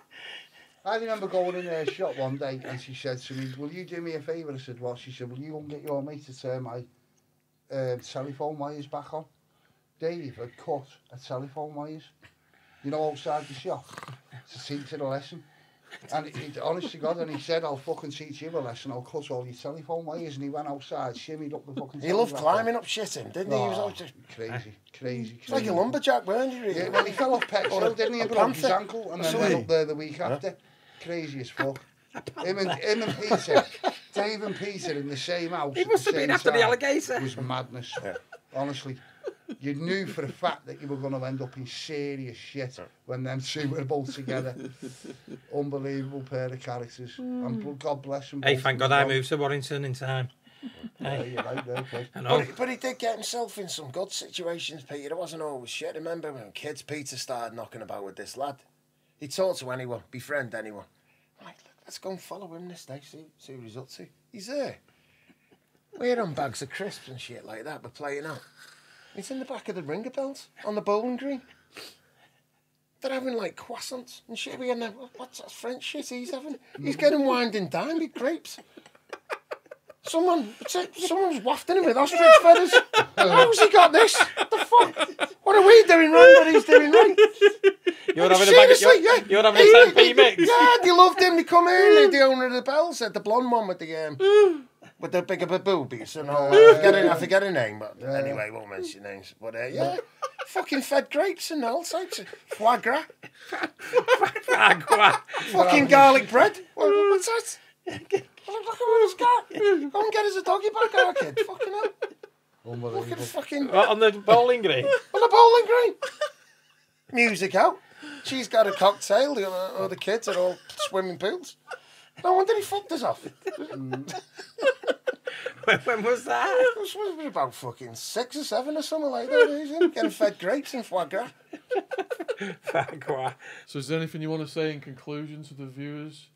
Huge thank you to Hammy, Tomo, Howard for coming in today and spending 4 hours. 4 hours? You're joking? He said, It's in. He said, cut it off after half an hour. I know, yeah. Let's half an hour. Let's piss off. Friggin' riff off here again. The bloody. Fucking hell. Why don't you stay for the night? I'm not going anywhere. Maybe a bite. Maybe a bite.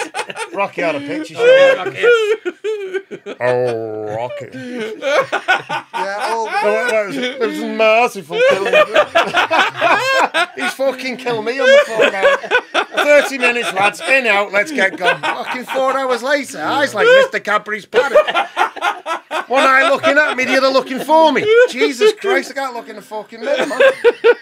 What we can say That's him again. He does it, he always does it. All the American viewers, right? So all the American viewers that ever knew Peter, right, is one of them. You didn't know him well enough. You didn't know him well enough. And at the end of the day, just keep watching Sean's channel because you know what this lad here is doing is tremendous. It's awesome. It's brilliant for all the lads who have been in jail. It's brilliant for all the lads who are just normal people, and it's quality entertainment. It is. It is. It is. Coronation Street or this. Let's have it like boys. Absolutely. You know. Well, with us on it, I picked Coronation. In fact, delete this vid. Just have it for us. Just fucking don't air it. Just have it for us. Yeah. But bless Peter. Bless all his remaining family. And for anyone who is remaining of Peter's family, we're very proud. Peter was a good friend to us, and he was good. Yeah, he was a good absolutely, absolutely. Hey, mate. Hey, mate. Absolutely, And mate. huge credit to his wife Tina. Yep. Yeah, his life will never be forgotten. Never, No, absolutely ever never. be forgotten. That's one thing in our for sure. daily in our daily One thing for conversations. sure, yeah, absolutely. His name comes up. His name will never be forgotten. Yeah. And you know, a long life. Well, Peter. had some nice little stories, haven't we, today Yeah, about mate, him? there are more. There are more. We know we've got There's more. tons, isn't Well, there? we Yeah, can't. tons. We can't because of legalities. You can't say what you everything about everything because there's people remaining. There's legalities involved, isn't there? Yeah. But you know, as a man, he was a top mate. He was a good friend. He was as funny as fuck. He made everybody laugh, and he was as loyal. He was loyal as anything. His humour was just off the scale. Oh, yeah, You know, was, and you keep going with your work, because your work's brilliant, and Peter would be fucking made up with what you're doing. He's here with us now, isn't he? He is. Yeah. And when the Ruby Ale had gone. Of course, he has more than that. All right, then, to the viewers, thank you for staying with us for this 4-hour blockbuster. Please let us know in the comments what you thought of the video. Huge thank you to all the new subscribers. Subscription logos in the corner of the screen. And again, most importantly, huge thank you to Hammy, Tomo and Howard. You're welcome, man. For coming out and spending so much time with us. And please let us know in the comments if you would like to see a part 2 of Wildman and Purple Aki stories. Have a good night. Take care out there. Good night. Cheers. Good night. Thank you. Good night, guys. Nice one, Sean. Yeah, brilliant, fellas. Well in, Fucking fella. classic, Well huh? in.